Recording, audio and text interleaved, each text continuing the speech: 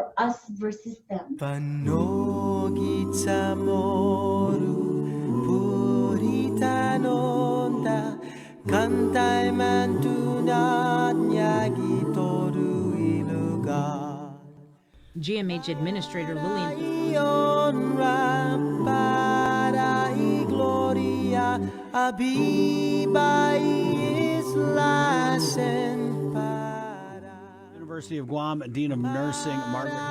Ion para y gloria, abiba islasen para. There is light at the end of the tunnel.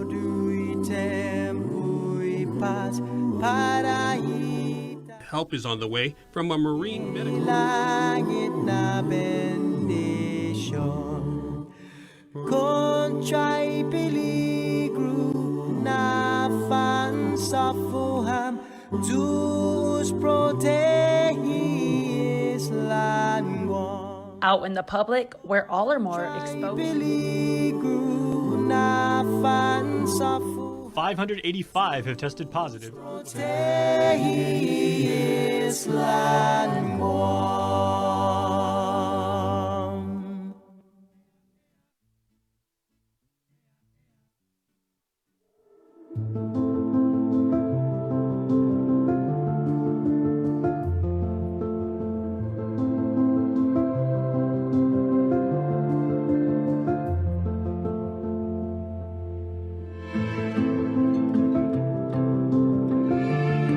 Be healthy. Be informed with ITD.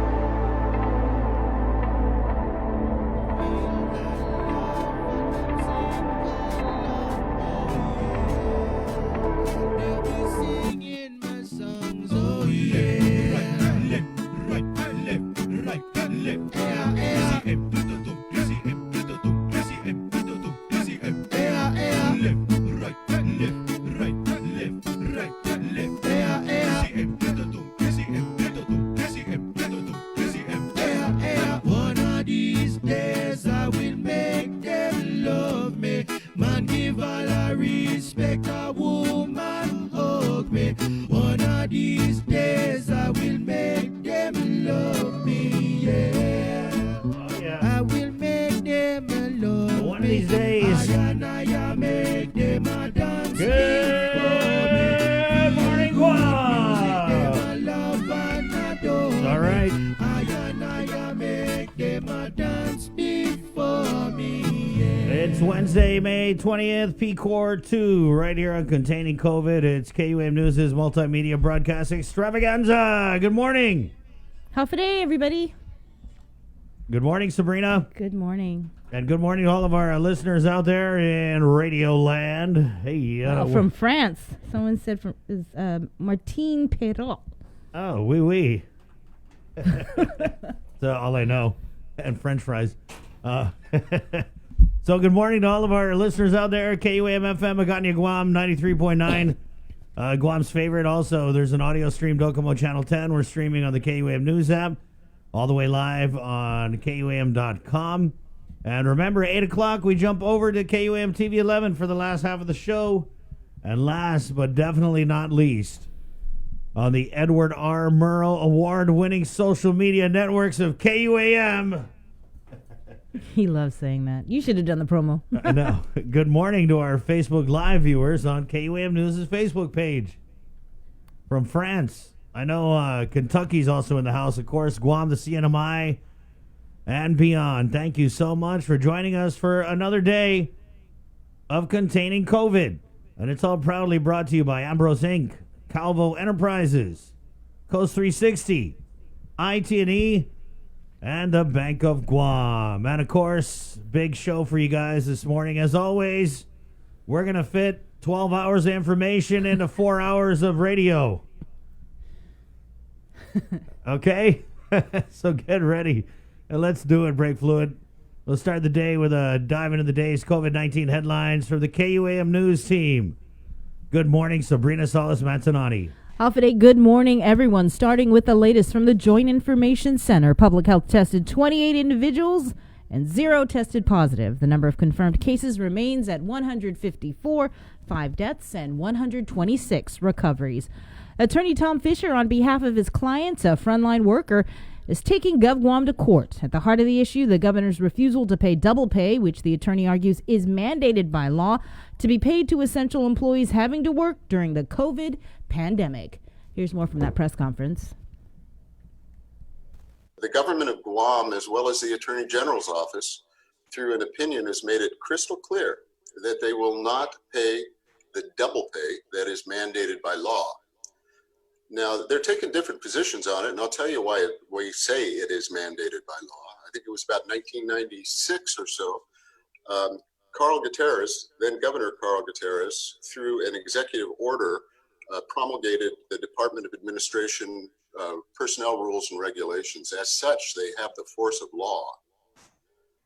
Now, if you look at 8.406A in that particular, I'll call it a law, but that personnel rule and regulation, it clearly states that in the case of an emergency, GovGuam employees shall, not may, not will, but they shall be granted excused absence, not with pay, and not charged to leave. The practical effect of that is that when the governor declares an emergency, and there's no quibble about the fact that we are in an emergent situation, when the governor declares an emergency, GovGuam goes home. That's what it says in A. These employees go home and are paid. Well, the legislature, the drafters, and Carl Gutierrez back then knew that there was a natural consequence of sending all of GovGuam home. Obvious. We can't operate without police department. We can't operate without medical professionals. Those are just two easy examples. You know, not in any sense discounting what civil or child protective services do or any of the other frontline workers. We don't mean to discount that. But it is crystal clear that GovGuam gets sent home in an emergency, and then the authorities call back essential personnel. So procedurally, GovGuam gets sent home. That includes police officers. And at the very same time, the police officers are called back to work and are entitled to double pay. That is clear, absolutely clear from the statute. It's confounding to us why the Attorney General issued an opinion that is frankly lazy and not well thought out. They did not even address 8.406A. When you look at something like that, it appears that the opinion that Attorney General Camacho put out is agenda-driven more than anything else, was looking for a result and said, let's drive down this road and get that result. It happens to be contrary to law.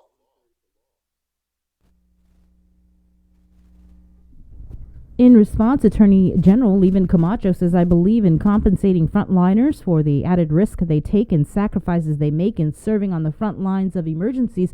However, my job as the chief legal officer is to provide legal opinions, not personal opinions on what the rules are, not what the rules should be. Attorney Fisher has his own opinion of the Department of Administration personnel rules and regulations. We agree with Attorney Fisher. This case is about following the rules.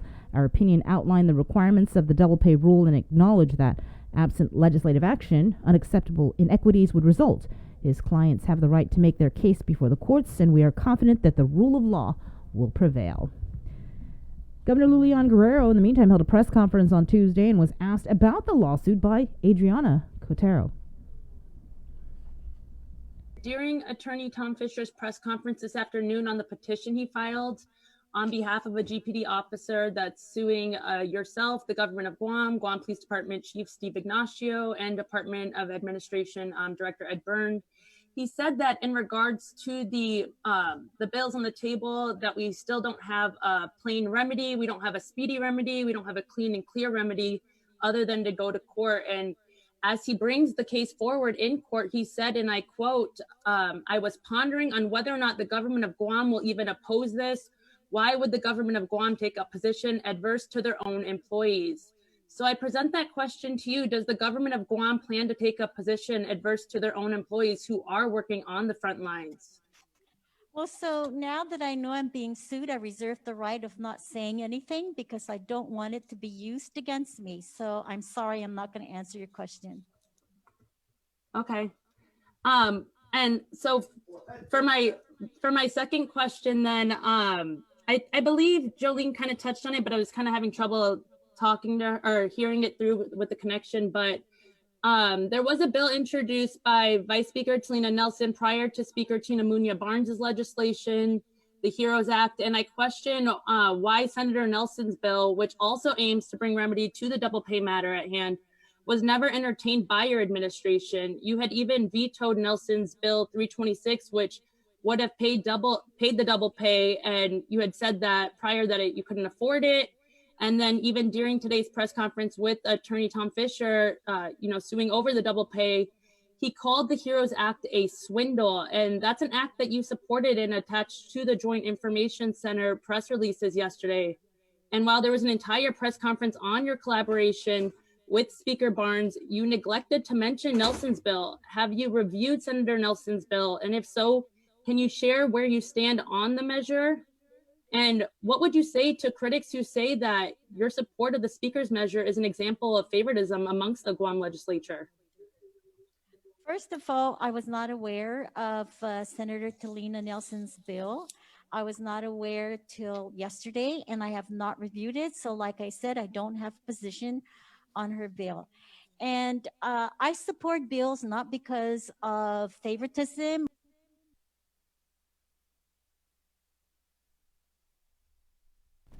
The Guam Federation of Teachers President Timothy Fidenko encourages the Guam legislature to amend the language of Speaker Tina Munoz Barnes' Bill 359, or the HEROES Act. This comes after GFT was made aware of Vice Speaker Talina Nelson's legislation that advocates for all essential employees to be paid double pay. The bills on the table. According to President Fidenko, many of the union's members and GovGuam employees expressed concerns on GFT's support of Speaker Barnes' bill.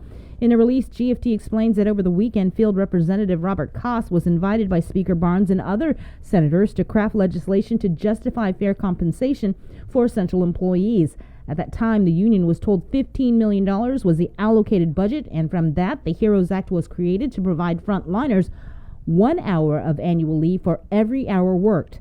Fidenko says, "We are not against any bill that supports our workforce. The better bill should win, and we support any equity that supports our COVID-19 heroes. We do not know what the final bill will look like. However, if we feel our members have been equitably compensated without damaging our government and allowing money to be spent for others in need, we will seek alternative courses of action." Here's the governor's reaction to the GFT's new position.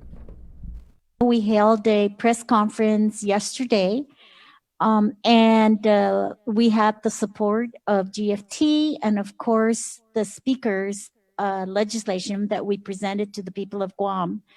And my understanding is that they all worked very, very closely and very hard over the weekend to come up with a plan and legislation that would best meet the needs of our essential employees. And it was a total surprise for me, as you heard Robert Koss give his support and his praise about this piece of legislation. So I don't know what happened between 2:30 yesterday to now, 2:00 p.m. Something must have happened. So I can't talk about that because I don't know. But again, my reaction is it's a total surprise of the quick change in support. KUAM asked Speaker Barnes for a response to GFT pulling their support, and her office replied stating, Quote, we have a compromise measure that we believe allows the governor to use federal funds to reward our frontline heroes with annual leave that they rightly deserve. The GFT agreed, and unfortunately now they just want to support any measure that will pay our heroes fair compensation. We have always supported this and still do. I trust the governor will keep her word and sign Bill 359 should it be passed by our body, and that we can afford to pay for this program and deliver their funds within 10 days of the passage of the legislation.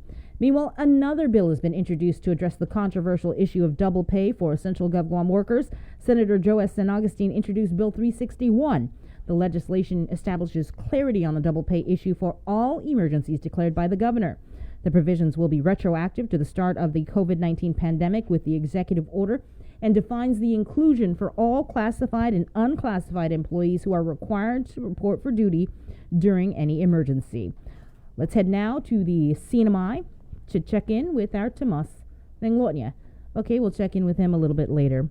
The Guam Economic Development Authority, meanwhile, finally announced the launch of the $20 million stimulus program for local businesses. The assistance will come in the form of direct grants to cover costs related to COVID-19 and will be funded through the Federal CARES Act.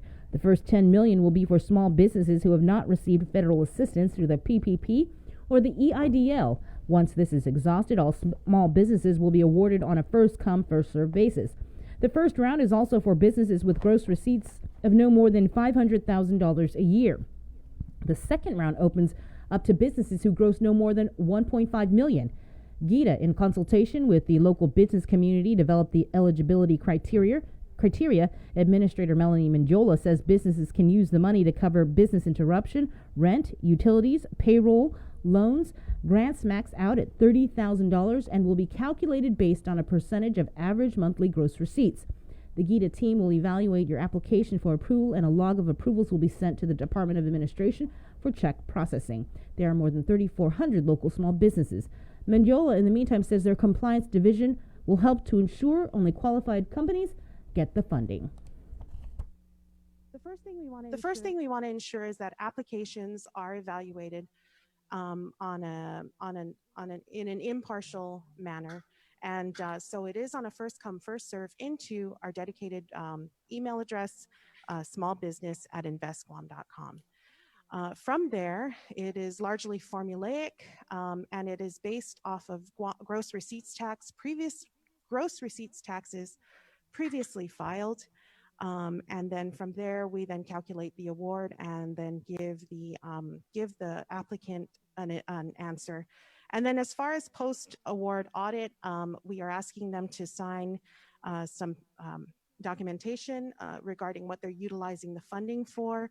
There are some ineligible uses of funds, some items, just to interestingly, just to mention, you cannot use the same you can't use this pot of funding to cover the same things you applied for under the EIDL or PPP if received.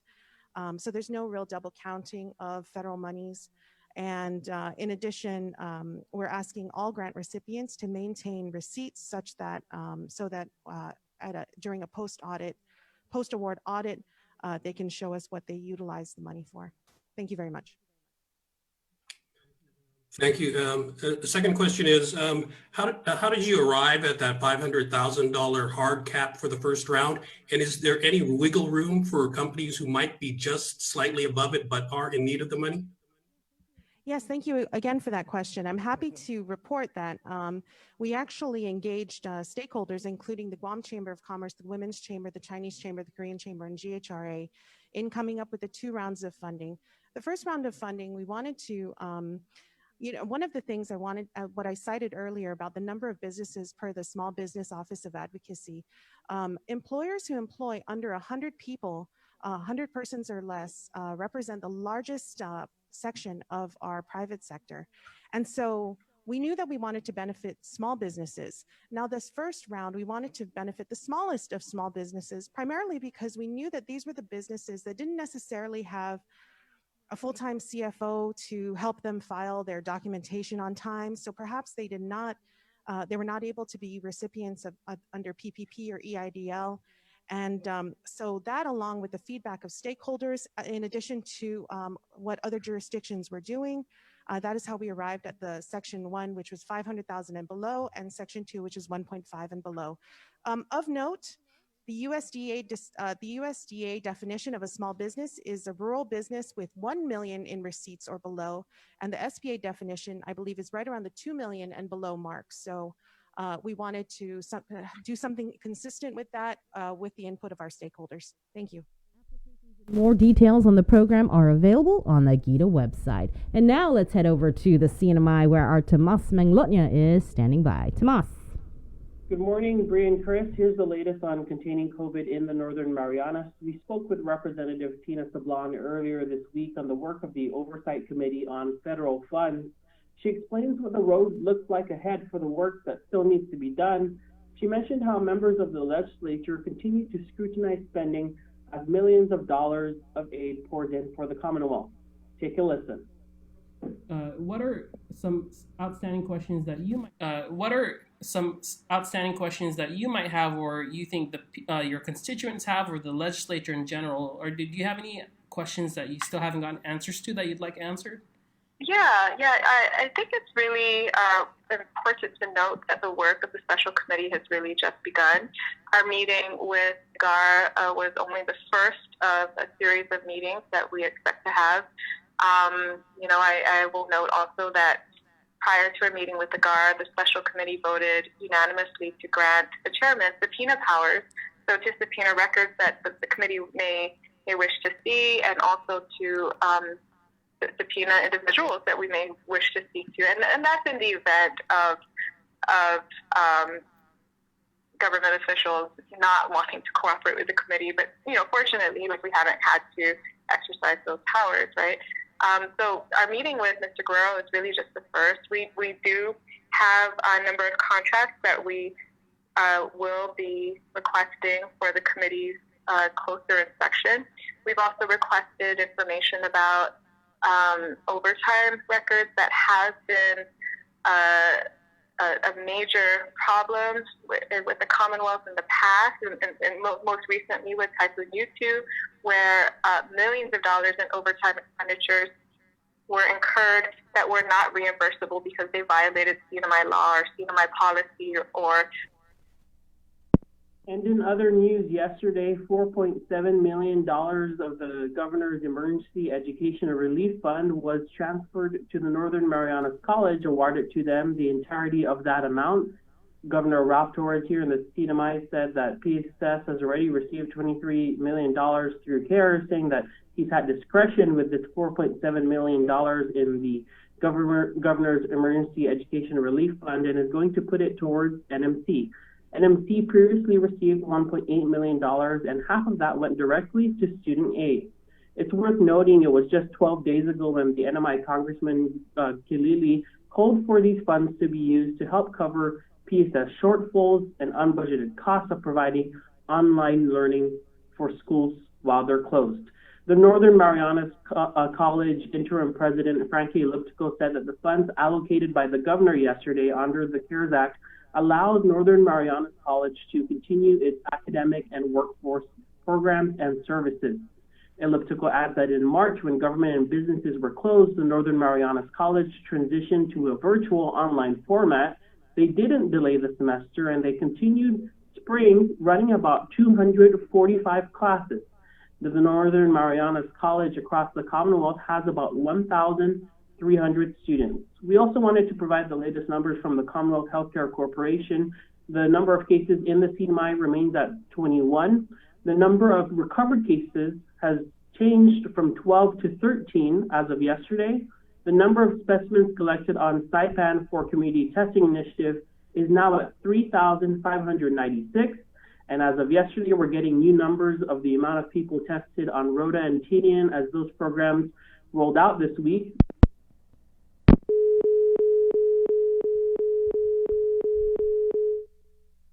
All right, sorry about that, Tomas. We have some technical difficulties on our end, and by that I mean Chris. The Guam Department of Education, state agency for the Emergency Food Assistance Program, will be issuing disaster household distribution commodities starting today. Distribution takes place from 7 a.m. to 11 a.m. on Mondays, Wednesdays, and Fridays, except on holidays and weekends. Households that are eligible are those that have been impacted by the COVID pandemic. Recipients will receive a bag of food commodities and a 10-pound box of fresh fruits or vegetables. Food commodities will be issued at the GDOE Food Distribution Warehouse in Petey. Recipients must enter through the south gate and exit through the north gate, remain in their cars, wear a mask at all times, and follow safety instructions when receiving food commodities.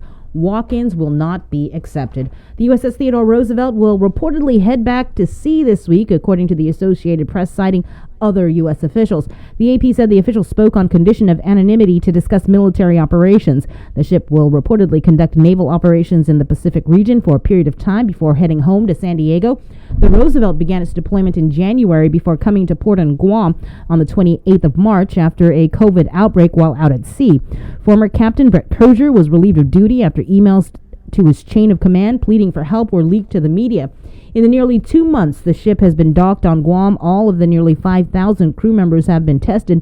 Thousands were quarantined on Naval Base Guam and local hotels. Just this weekend, the recovery efforts suffered a setback when more than a dozen sailors retested positive after reboarding the vessel. In national news, the president is launching a new food program called the Farmers to Families Food Box. This comes as he's taking other steps in response to the coronavirus pandemic and now says he's taking an anti-malaria drug to help protect himself from the virus. Skylar Henry reports.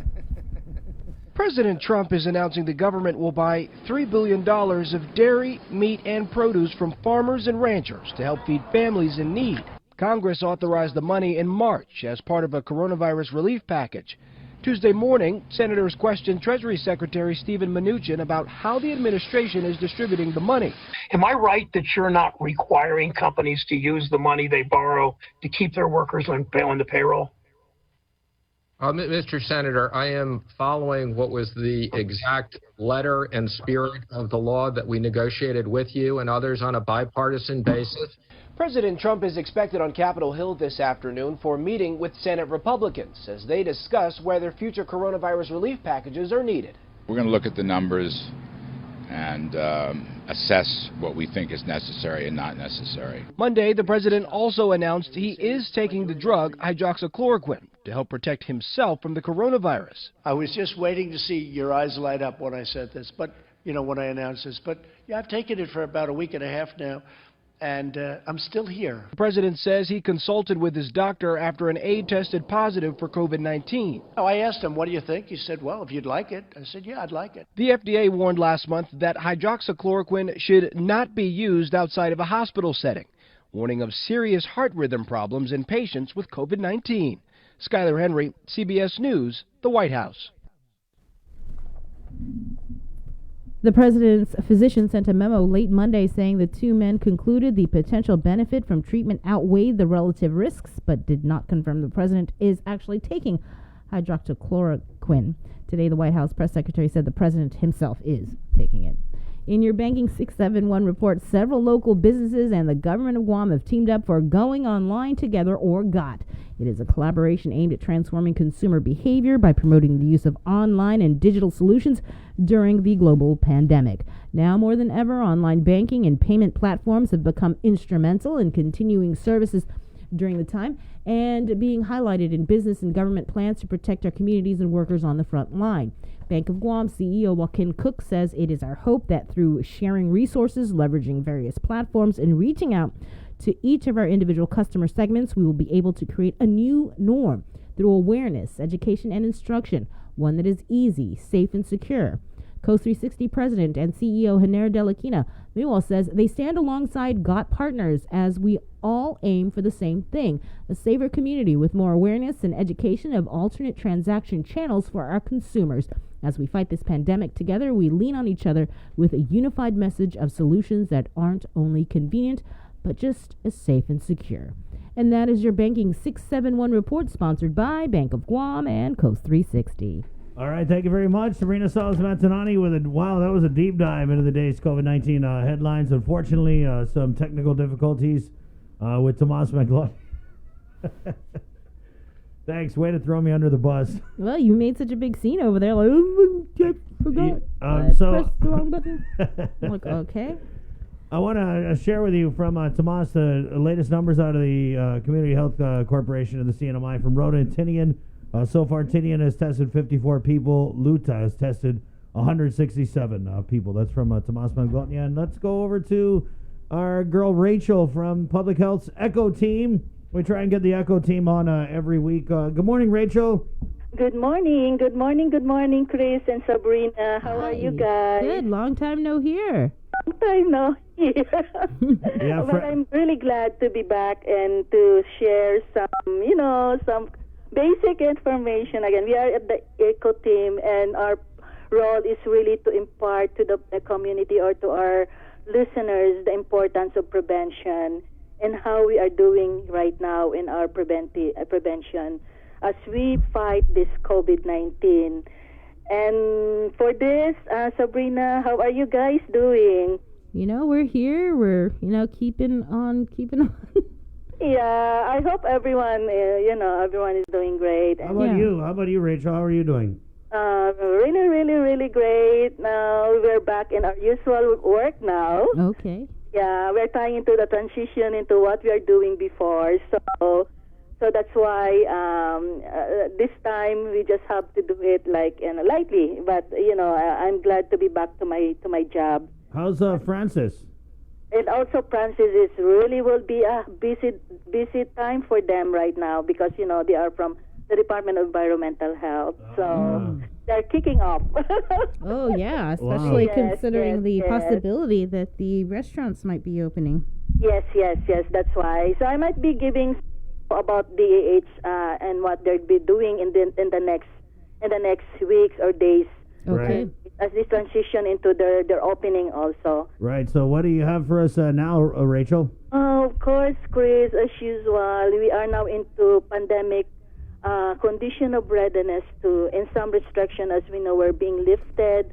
Gradually, certain businesses, non-government or government organization became operational, but it is, of course, it is imperative for us to take precautionary measures to slow the possible spread of COVID-19.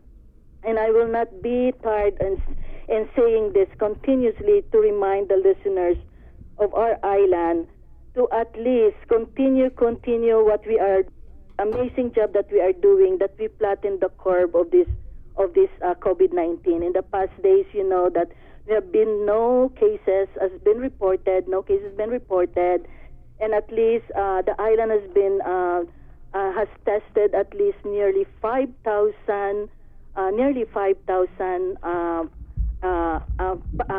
people in our island, and we only have 54 cases, 5 deaths, and that's really an amazing job for us. So as for us, we are still continuing to let everybody out there to continue practice the healthy habits that we have, the preventive measures that we have, which is continue to stay home if you are sick. If you don't have anything out there to go out, stay home.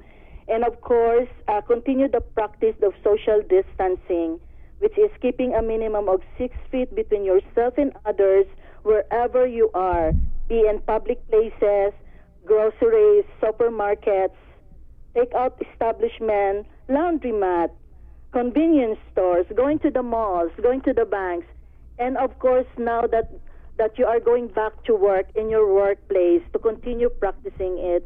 And of course, when you see your friends, avoid hugging or embracing. Just say hi, just say hi, and then so that to avoid the spread again.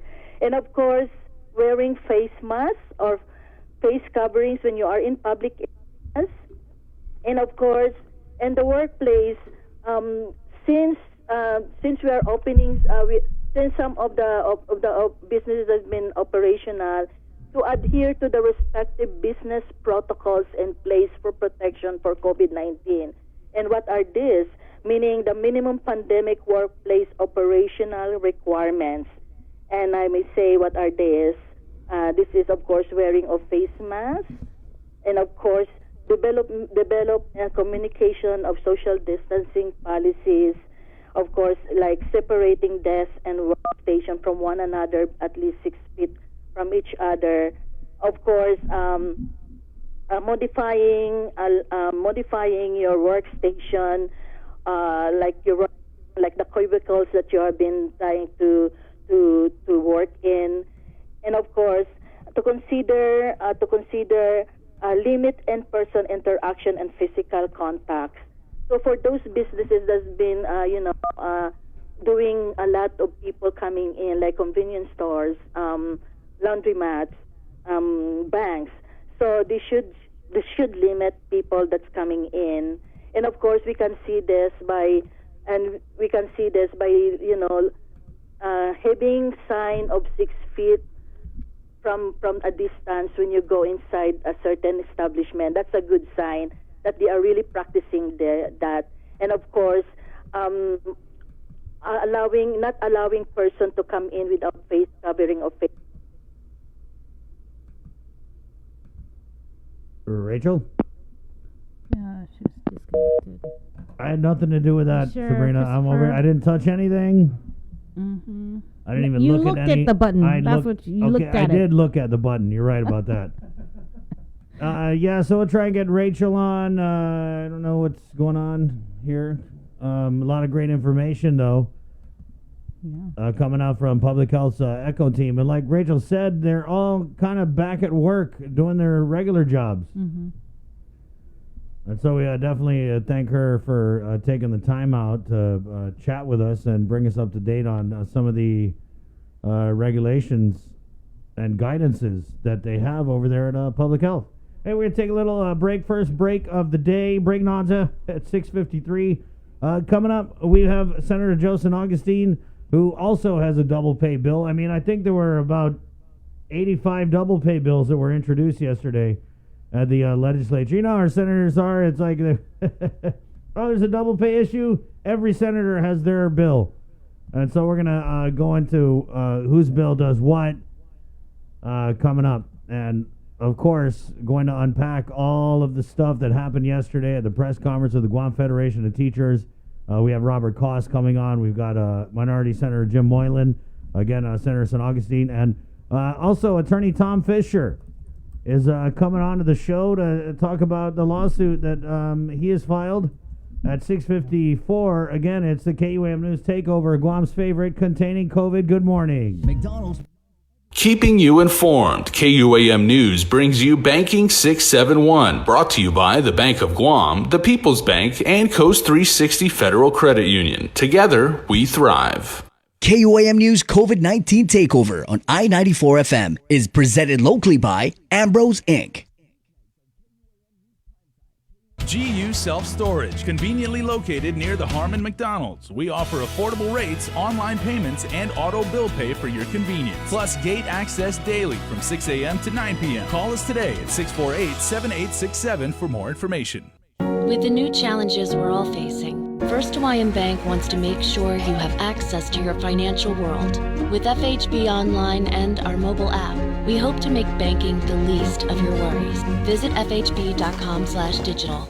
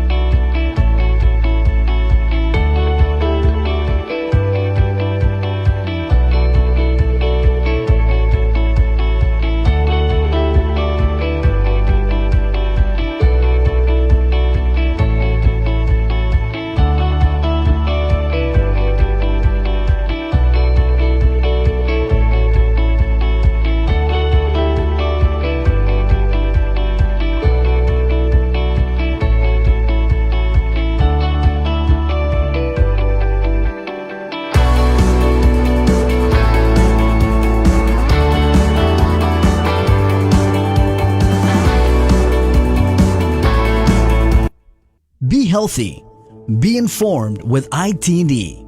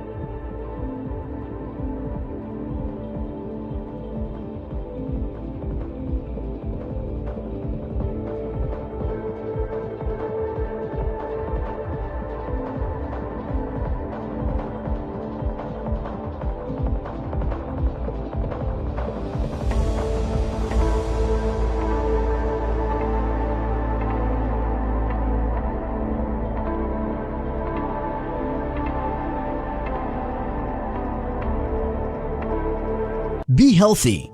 Be informed with ITD.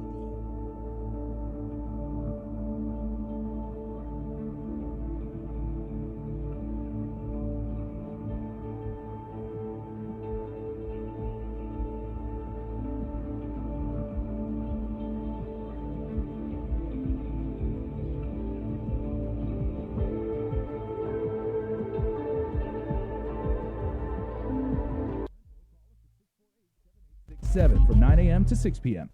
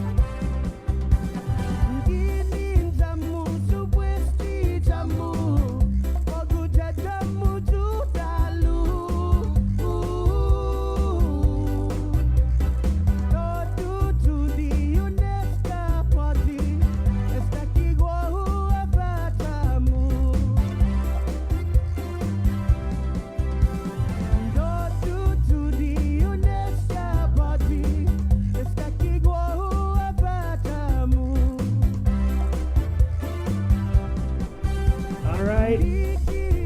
702, containing COVID. All right, we got her back, and we want to jump in with you, Rachel, about the economic payments that I know you guys are working on.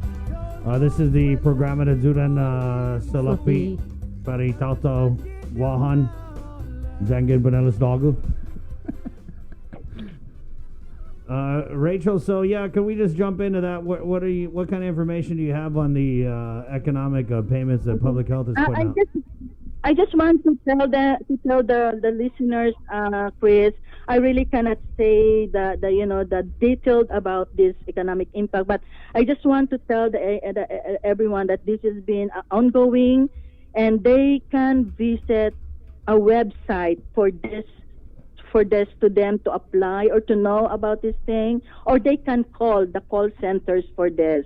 And I can give them the website is the www.guamtax.com, and the number to call if they have to inquire about this, if they haven't applied this, is 635-1840 to 4142-257. And this is for the stimulus, right, Rachel?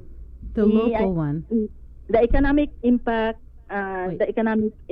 payment. Okay. Oh, so this is the federal. The federal stimulus, right? And this okay. Also they can also email to Guam EIP at revenueandtax.guam.gov.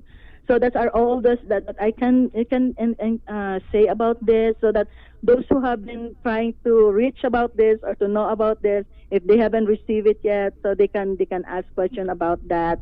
And of course, about the updates for the DRT, that they are now started operational on Monday, and their main office at the Barrigada is only for certain cases or by services by appointment only, but their driver's license in the Guam ID is situated, or it can be done at the Aganya Shopping Center satellite office. So they can also call center the 635-1840-4142 as previously mentioned by me, and they can call or through the web, or they can go into the website to ensure what they are asking about the DRT, and they can email also at the pinadmin@revenueandtax.guam.gov. Right. And of course, I would like to also mention about the Yeah, this is the executive order extension for disaster relief program. This is what we are trying to say. Yeah, this is the yeah, programa na the Zurani salary, yeah. Tauta Bonelos Dogo. Yes, yes. And this has been extended up to June 12 of 2020. So those who haven't had applied yet, they can go up to June 12, 2020. An application is downloaded, it can be downloaded at dphs.guam.gov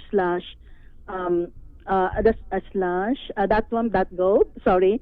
And it's available also at the respective mayor's office if they want to have that. And they can send the application to public assistance at dphss.guam.gov, or they can drop it at the box at the drop box at the Castle Mall, situated at Castle Mall, room 16 at Mangilaw, from 8 o'clock in the morning to 5 o'clock in the afternoon, Monday to Friday, excluding holidays. So if you want to avail on that, the Executive Order 2020-15, it is a relief program. It's extended up to June 12, 2020. And you can go into all those stuff, as I mentioned, download the application, and of course, yeah. And of course, I just want to do also mention also the JEDA for those small businesses impacted by the coronavirus 19, that they can also apply for this pandemic assistance grant, and they can see their eligibility through the website also, which is www.investguam.com/smallbusinesses, or an application is accepted via email, which is the smallbusiness@investguam.com, or they can call the JIDA Help Desk, which is 647-4338. And of course, one more thing that I would like to tell the public, which is I know I've been trying to know or learn about this, is the Office of the Vital Statistics. Yes, for birth, marriage certificate, that they are only requires appointment for now. Okay. And this is to ensure that social distancing is applied.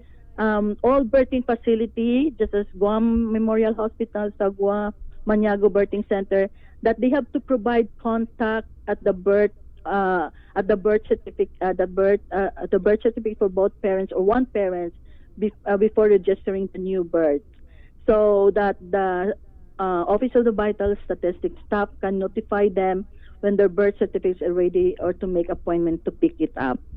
So it is located at Run Care Building.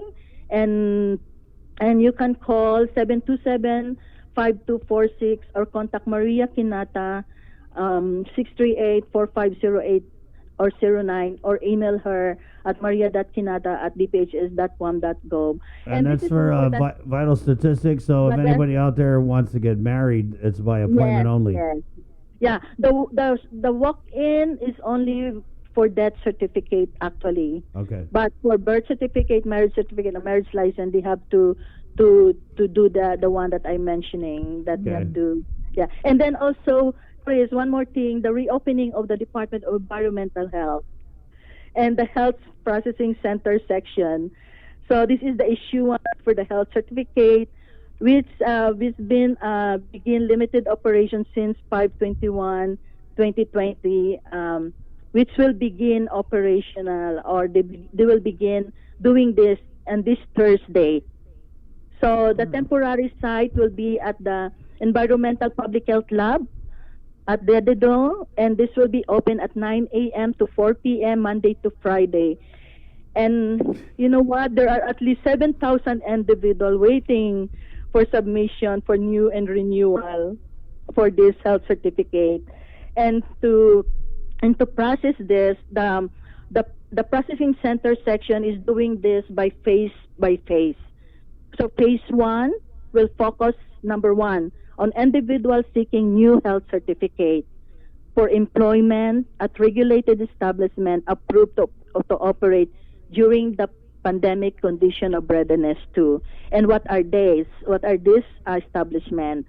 They are the food facilities, the dry cleaners, and the laundromat, and certain cosmetics establishments.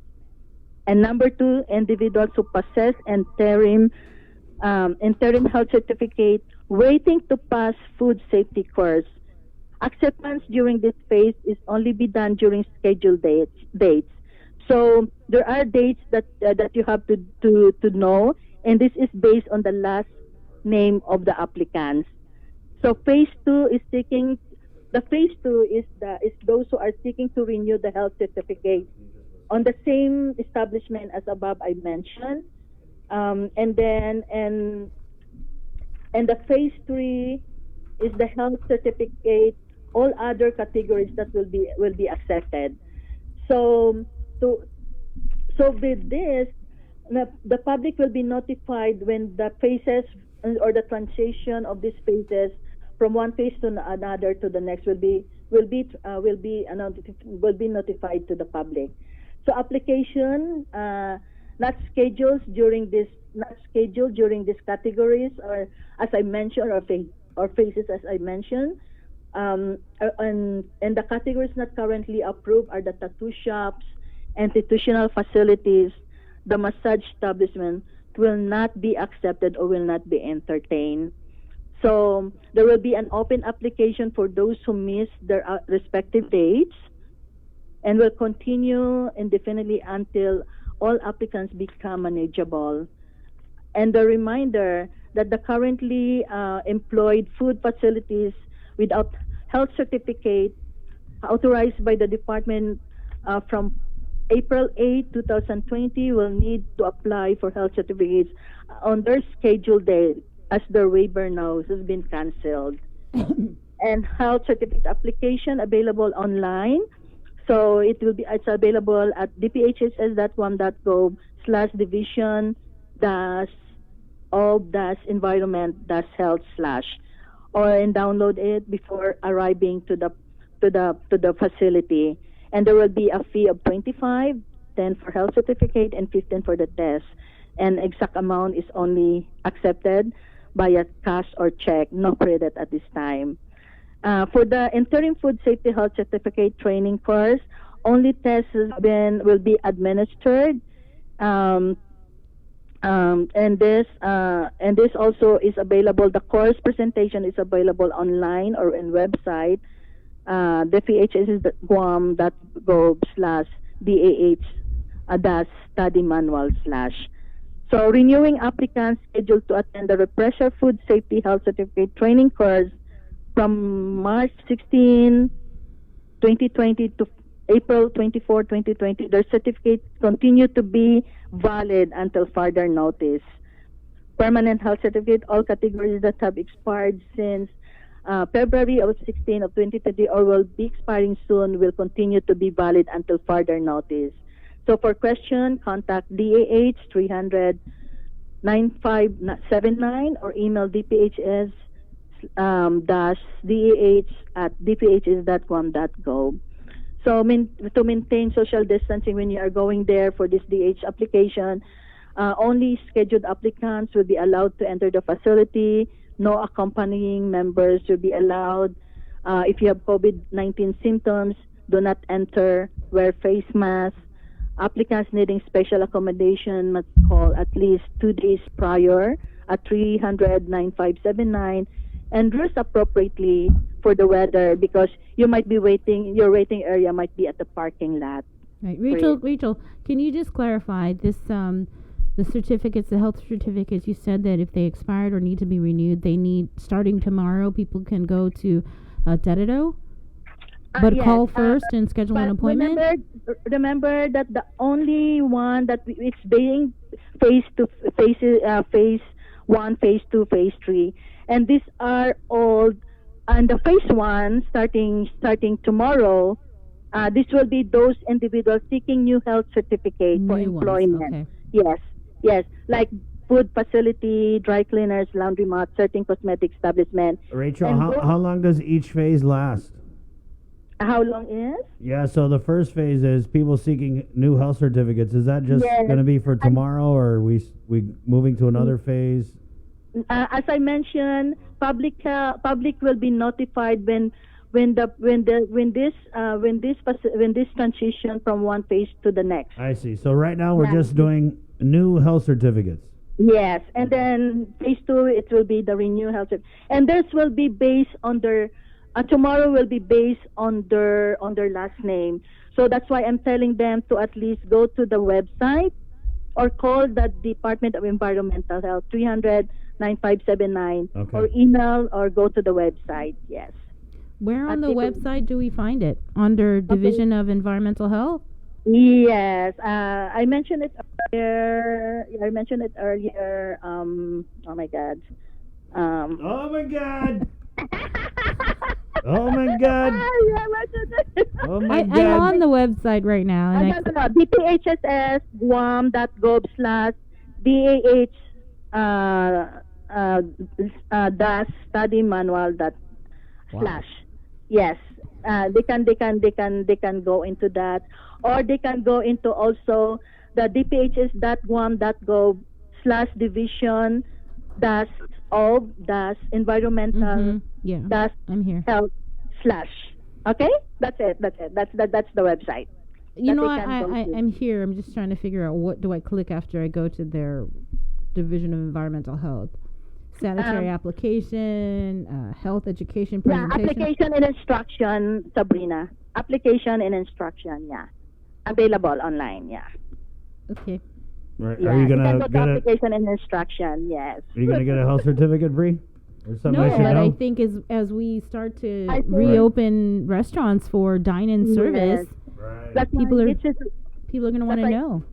that's why it's really needed that for them to know all this stuff, to when and who, where what day, Mm-hmm. who will be accepted right now. So where's this schedule at for the explaining the Yeah. phases? Actually the schedule it depends on their last name, and No, it's scheduled. yeah, but is there some sort of guidance from public health or a press release that lets Yeah. the public know? Like whose last what's- name are we doing tomorrow, Rachel? Okay. Hold on. If you want me, I know I can actually I have all the what you call that, all the Is that up on the website? What letter we're gonna do tomorrow? Yes, Okay. yes. It's on Okay, the yeah, website. we'll look for it. Okay. Yeah, Yeah. it's If in it's the on the website. website, that's fine. Yeah, it's in the website. Actually, it's in the JEC. It's in the JEC 132. That you can open that, and then you can see that, and you can see how I can see it. Yeah, I can see it. 131. Yeah, in the schedule, right? You can see the schedule, all the schedules. There's all the schedules. When to go and what is the letters of the last name. Yeah. Okay. So I'm assuming, are we starting with letter A tomorrow, Rachel? Yes, ma'am. Because it's the date, right? It's the first date. Right. Yeah. Just checking. Just making sure. So A to what? Is it just letter A, or is it letter A to? I really my computer is not. It's okay. I got it. May 21st. It's a last Yes. name starting with AA through J, AI. Yes, yeah. That's correct, Sabrina. Okay. So tomorrow, Mr. Aardvark can go get his Yes. health certificate. And then the next day will be another letter. Right. AJ to AT. We'll post this I up. got it. Thank you, Rachel, so much. Yes. Yeah. So I'm sorry I don't have that with me right now, but that's all I can tell We you. got that it. It's based on the letter of their last name. Yeah, We got it. No problem. Thank you, Rachel. Oh, thank you so much. Thank you more. No, thank you more. And until next time. And wish you to be safe always. Take extra precaution. Be safe always. Practice, of course, all those preventive measures that we've been mentioning. As always, we're doing amazing job in the island actually. So. You're doing amazing, Guam. You're doing amazing. You're doing amazing, Guam. We can overcome all. We can overcome all this together as we come in hand and work together. But not hand in hand, because 6 feet away. Yeah, and we're all in this together. Right. Yeah. So just a reminder for everyone. Just visit our website, the Department of Public Health and Social Services. You can open our website and you can see a lot of information. All those things that we have been mentioning. It's in there. So So you can just open the www.dphs.guam.gov, and they can open go into our website, and they can just open about the COVID-19. Thank you, Rachel. Thank you so much, Chris. Thank you, Sabrina. Have a good day, and thank you so much. Thank you. Yes, and I'll text you. We'll talk again next week, okay? When if the restaurants reopen, and you could give us some more guidance on that. Because right now it's only like takeout. Takeout, right? Yeah. It's rapidly evolving, though, Rachel. It could change. Yes. Okay. So we are, slowly and gradually we are doing that, so that we're still looking how to prevent and to slow the spread of the COVID. Right. And totally we will be zero. So that's all what we are trying to do right now. Thank you so much, Chris. Thank you. How's your coffee? How's your coffee, Rachel? Have a good day to you guys. Okay. Enjoy your coffee. Okay.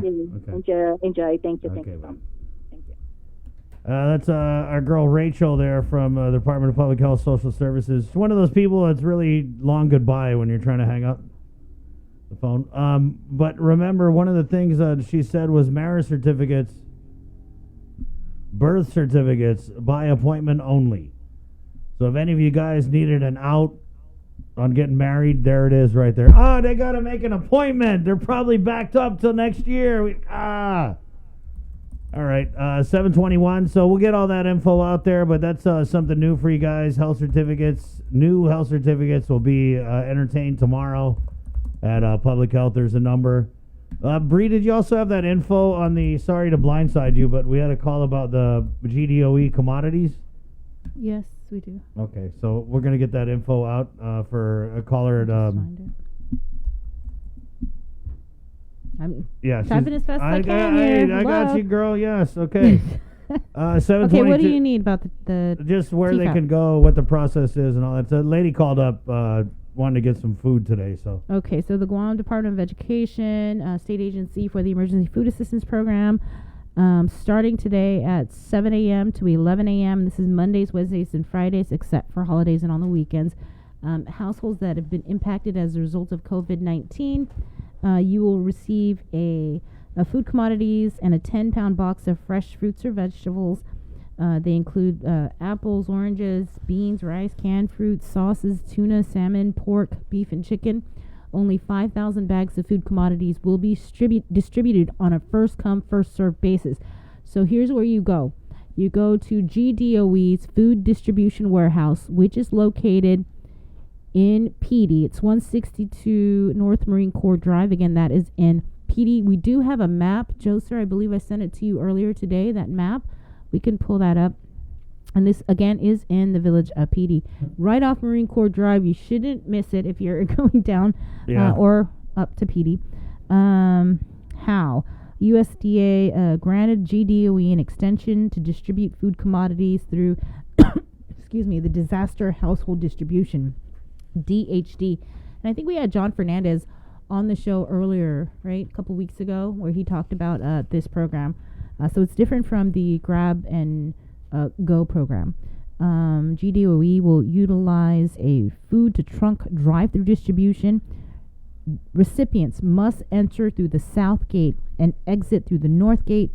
You have to stay in your car, wear a mask at all times, and follow the safety instructions of when receiving the food. They're not accepting any walk-ins, so stay in your car.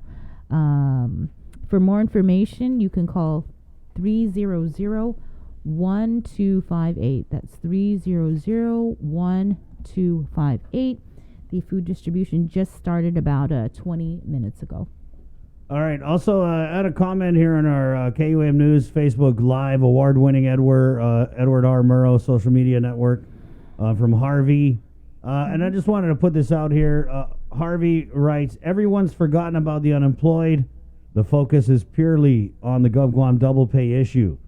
That $1,200 stimulus is long gone, and unemployment is weeks away. But unless it's a double pay story, other people seem to have dropped off the media and legislature's radar scope. I beg to disagree, Harvey. We had Dave De La Sola on yesterday, and I understand it's frustrating. Yeah. It's so frustrating because I feel like Dave De La Sola has been saying the same thing for like 3 weeks. yeah, so we haven't forgotten about the unemployment. I don't know what the holdup is. I don't know why. I know that he said on Monday there was an issue. They got a new requirement for alien labor. Right, yeah. So they had to implement that or include that in the online application, and that's where we're at. We're still waiting for this module or whatever it's called, software, for employees to go in there I feel like and guys, fill out the application. I feel like Jason Solis and Ken Sanity from our digital team could have slapped together this portal in like a couple days. Yeah, they're saying no. And you're right. I mean, I know everybody's frustrated, and at times we are, because we do hear the same thing. But we don't know what's happening on DOL's end. Well, we know. I mean, what they're saying is, we're waiting on the feds, and right. So, but I mean, it is frustrating because we have the money. We've got I want to say a couple $100 million or something that we've already got, but we can't give it out. So we're sitting on this mountain of money that we have no way to. 200 something million. We don't have an application. And it's the first increment. Yeah, so it is definitely frustrating, and I mean, we get Dave on here every week to give us an update, and man, I'm sorry, we're really trying to work this issue, but again, it almost seems like we're at this point where there's really no new development, and there hasn't been. Like I get calls from my friends who've been furloughed, and they'll call me randomly like, "Hey, what do we do? What did we miss?" And I'm like, "You didn't miss anything. Nothing has changed since 2 weeks ago." And I mean, we got employees here that are waiting to be able to fill out the online application. Right. I think all the businesses, for the most part, I mean, I would think that they've all signed up and are in the inventory over at the Department of Labor to make the verifications as quick and easy as possible. Right. But we're hearing on our end from HR people out in the private sector that the portal is not as user-friendly as some people are making it out to be. And then, also what we hear from Department of Labor is, the employers can do the module thing, but really it doesn't even begin the whole process until we get that application. Yeah. Right. So we don't even have an application yet. And so, Harvey, I feel your frustration. I'm frustrated too. I'm almost pissed off. The other day when we had Dave De La Sola on, it was just frustrating because, I mean, I don't want to throw him under the bus, but I feel like, man, we made the joke with Daphne Shimzu. Do they need the detailed Daphne Shimzu over to Department of Labor or something? I mean, well, remember they did have the deputy director working over at the quarantine facility. Yeah, so Harvey, it is frustrating on the double pay issue, though. Could you imagine if both of them were working on this FPUCPUA? They had right. their deputy director over there, right? Instead of doing whatever he was doing over at the quarantine hotel. Yeah, so I'm still pissed off. It's frustrating. It's very frustrating. And you're right. I don't know why we don't have a press conference and the governor just come out and said, you know what, I'm going to put 90% of all you deputy directors and directors who got off the quarantine duty, now you're going to go help Department of Labor until we get this thing stood up. So, yeah, it is frustrating. On the double pay issue, though, I want to explain that when this pandemic started, so many government of Guam frontline essential employees, did what they had to do. They went to work. They didn't question anything. And in their mind, they were going to be earning the double pay that comes with a state of emergency. And so I don't know how many weeks it was in. And I don't even think the money was a factor. It was just like, okay, we have to go to work. Right. So, well, the money wasn't a factor because they got it before. And they were assuming that it was a given. And so, you think the governor was surprised. We had played a soundbite from the press conference where she said that she was so totally surprised that the GFT union pulled support of her, Speaker Barnes's bill. But who was more surprised? I think the government of Guam frontline essential employees were probably more surprised when they found out they weren't going to be getting their mandated double pay.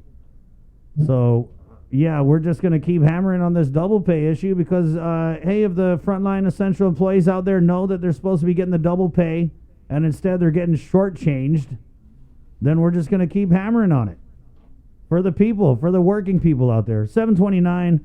Let's get to the phones here. We have Minority Senator. This guy's kind of a troublemaker. Senator Jim Moylan. Good morning, Chris. Good morning, Sabrina. Good You know, they got to get a drop box for you down there at Adelup. You need your own drop box. That would be nice, but I don't know if I can drive in and around Adelup. I may have to get clearance before doing that. Maybe you could snorkel around from Boat Basin, you know, like a little Navy SEAL type thing. Come on in with your letters and just drop it in that drop box.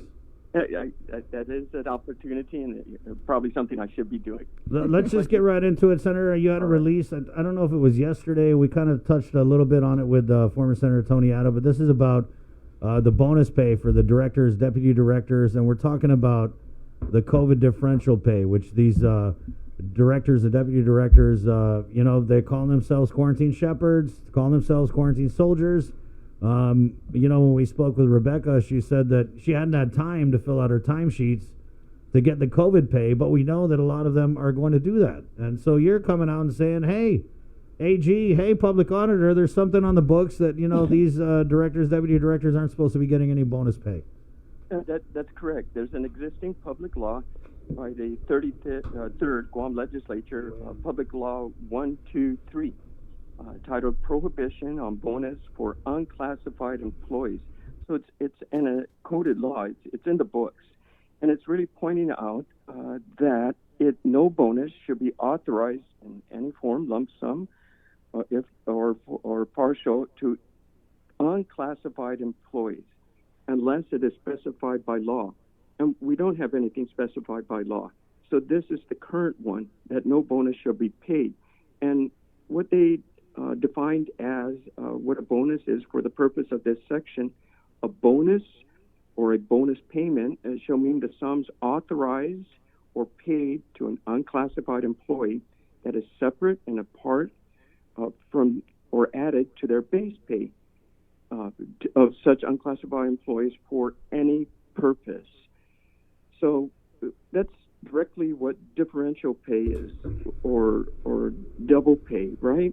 That's what's currently there, the payment, but it should not be paid to unclassified employees. And if it was, then they're guilty, and the law carries a misdemeanor charge. So it's critical, I think, that, and we wrote a letter to Attorney General Levin Camacho, and also same letter to Judge B.J. Cruz, our current OPA, and it's critical that we get their opinion. Because some media reports have already said that unclassified employees have received their additional pay. And we're also concerned that when you're filling out a timesheet, it's not for the purpose of not being paid. If you're tracking something, that's fine. But if you have someone, unclassified or classified, complete a timesheet, that's for one purpose only, and that's for payment. So we're hoping to get a response here soon from either Levin or from BJ or both. That would be wonderful, and we can put an end to this, because as it is today, for Public Law 33123, there's no bonus payment for unclassified employees. I wonder what the response is going to be, and like, just realistically, Senator, do you even think you're going to get a response? In this case, it should be one of the priorities. If we want transparency and we're saying we're honest, and we're doing everything by the books, then here's our proof. We've checked out this law. I'm bringing it to the attention. I brought it to the public's attention as legislature to protect the public and also to protect the administration. If they wish to just forget about it, well then. Forget about it. You asked for an official legal opinion, right? I certainly did. Okay. Yes, I did. You would think that I he would wrote respond. That. Yes. And I think it's very important that Adelup does get that reply. And then if they feel it does not apply, again, that will be opinion. But if they feel there's something we should look at and public law should be adjusted, just like what Levin was saying also for double pay as well for the classified employees, that he feels that there should be legislation. I don't agree because that's an executive order that placed the current double pay in effect as it is today. But for the unclassified, that opinion should be given. And the important part is that also this was during, I'm pretty sure that Judge B.J. Cruz, our current OPA, was actually a senator at that time and probably knows the spirit of this law and why it was written for and how it should apply. But don't you think that this differential pay compensation would have been vetted by the governor's legal counsel before, the governor decided that I'm going to implement this 15%, 25%, whatever. I'm sorry, I can't even remember what the sliding scale is. 10, 15, and 25%. Yeah, sliding scale differential pay compensation. I would sure hope so. But sometimes it's the definition of Chapter 19. It's within my powers to do whatever I so wish for the health and safety. Are you talking about Title 10? Title 10, Chapter 19. Right. The superpower. The superpowers. Yeah. Right? And it may or may not have been overlooked. And if it was looked at and considered, then simply come out and say so. If not, then here, let's reevaluate it. And if it needs some adjustment, then that's up to the legislature to do any adjustment in the law.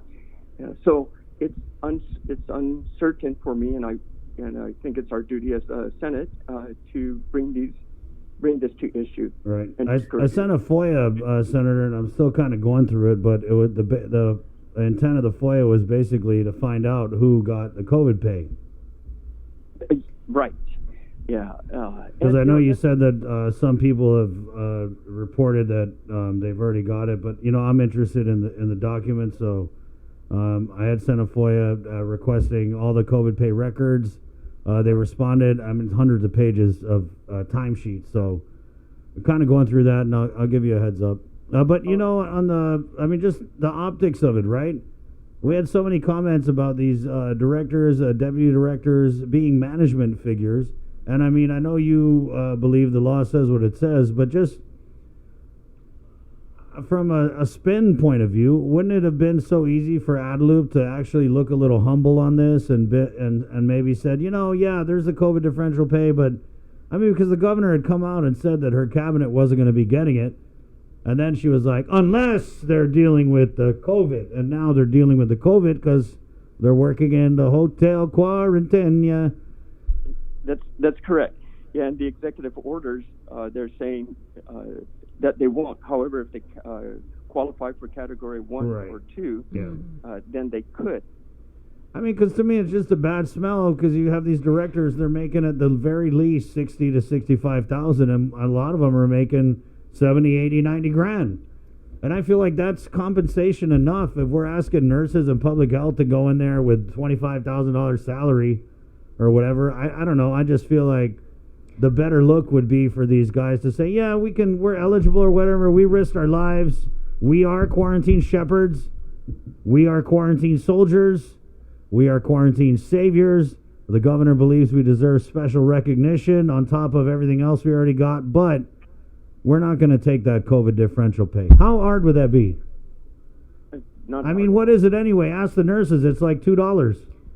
Well, that's if you're getting a nurse's pay. Senator, during that one-sided informational briefing last week, I was there. Right. Did they explain the shepherds? Were they working from the onset? Were they at the airport when those first flights came in? Were they at the days in, or because PacStar didn't come into play until a couple days later? Did they explain how that all went down? Were the shepherds there?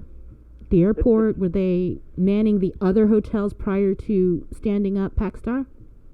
Right. I know eventually they were manning the airport, but what time your question is more of what time was it started? Was it from day 1 or from day 6? Oh, yeah, from PacStar opening. Right. No, I do not know on that. Well, in talking to some of these directors and Rebecca Respicio specifically, they had said that the COVID differential pay wasn't even mentioned until 4 to 6 weeks into this detail. No, I'm not talking about. I'm just wondering, when did they actually start showing up and manning? Because all I know is that they were manning over the PacStar. Yeah, right. When we talked to Rebecca, it kind of sounded like when Duterte made that, and the governor's gone over this a lot, when he made that announcement that they were going to close the PI, there was a scrambling to open these facilities. And remember, Rebecca had said something like they got a call in the middle of the night. Can we go over to the airport and start quarantining people? So I guess it was like from the first. Yeah, but they weren't at PacStar. Yeah. Okay, so. Yeah, and I wouldn't doubt it. You're unclassified. You're at beck and call. Call of the guy, right. And so do they, as well as they wish to perform at the state of emergency, and they stepped up to the plate. But also, you're talking about the optics, and how does that look when you were mentioning Harvey calling about the still waiting for they've been out of jobs for how long, and their patience is running out, and where we see on the other end of the scale that the unclassified may be saying, I did it out of the goodness of my heart as a shepherd, but yes, I'm eligible for $5,000 bonus. I probably won't take it, right? But it's the optics of it, and that's what does not sit well. Yeah, I mean, it also doesn't sit well that they keep going to bat for themselves. I mean, if you did so great, let someone else talk about it. There, exactly. And from my side, as the Senate, I want to ensure that it's done properly. And this is just to assist. And if it is within the law, then fine. And then if they do decide, no, we are not getting our differential, our pay as unclassified, then fine. And if they do, then it's within the law, then fine as well. So it's just questions to ask, and we want the transparency so the public can feel confident and help us move forward. What about, I understand there's an oversight hearing tomorrow. Is that correct? Are you on that procurement? Are you on that committee, Senator? The procurement, no, but I will be part of that, yes. So the one thing good with the Zoom conference is you're in your office or you're at a certain another venue, but you can always chime in. So these Zoom conferences has been helpful. There's a difference, of course, where the feeling of having somebody testify in front of you and the questions asked and that presence of one another there, it is a different feeling. And actually it feels more less formal, especially on the Zoom conferences. And if you're able to watch us, you can tell sometimes we get up and just walk away as I do. But I do come back. So yes, I'll be participating in that because that's the procurement. We were talking about contracts, and the invitee is the legal advisor for the governor, right? I forget his name. Hi, Ken. Wait, he's actually going to answer questions? Is he showing up? Well, he is one of the invitees, and I have asked in a letter form to Senator Paris, Sabina, to ensure through her subpoena powers, if there's anybody there not on the panel as specified, that we do subpoenas. Yeah, so we kind of broke that she was going to do this oversight hearing on this show, and she had indicated that if it came down to having to subpoena people, she would subpoena people. So I've been asking her, I haven't got a response. I'm wondering if anybody's going to get subpoenaed, because honestly, Senator, it's kind of ridiculous that you guys allow yourselves to get in these informational briefings with these Adelup staff, and you can't even ask them questions. It's freaking ridiculous. It's so ridiculous. And then you allow them to sit there and read 15 pages of political nonsense, and you can't ask questions. And I mean, you have to submit questions. And what world are we living in? What world are we living in that we're getting the people who are running the government of Guam showing up to address the senators, and you can't even ask them a freaking question? Right. I mean, like John Jr. Calvo's making $120-something thousand in salary alone, and you can't ask him a question in a public forum. In a public forum, right? And this isn't even the first time. And what we hear from you guys is that, they won't even show up unless you agree to not ask them any questions. That is just ridiculous, and I don't know how you guys stand for that. I don't know how you stand for that. I don't know how you guys I'm hoping Sabina Flores doesn't stand for it, and she makes sure that people that are supposed to be there or that had any part of this contract negotiations shows up. Right. And yesterday we did have a Zoom conference. And again, it was brought up, but in my round of questionings as minority, I kind of come to the end, which is acceptable, right? And the presence of some of the directors was not there. So I called it out. And I called out that I'm very disappointed and we're wasting everybody's time. And this Zoom conference makes it so convenient for everyone to just stop and give a few minutes. And sure enough, Shortly thereafter, those directors, we were wondering where were they? They all of a sudden popped up. So it's a matter of the senators calling it out and make it a strong voice and opinion, because the public is entrusting them to ask the questions that they want to know. God, it's basic. It's so basic, Senator, and I don't understand why we have, people like the Speaker, like, I don't know, the Rules Chair also apologizing for this. Oh, yeah, they're going to come, but no, and then we can just put it in writing, and we're going to send them 8,000 questions in writing, and they're going to take 5 years to get back to us. Yeah, we can no longer do that to the public with this situation, especially with the pandemic, of our health concerns, and when our businesses are going to start getting back together, getting going, and moving on with our economy. We must ask those questions in front, and it's not to put anybody on the hot seat, but it's to show the transparency and then give the confidence back to the public, so they feel good about how their operations of the government is running. And at this point, I don't think we need to give anybody a pat on the back. We need to work harder on that, and so we can give this confidence and move on. So, Senator, as far as you know, who is supposed to be appearing in this Zoom oversight hearing tomorrow?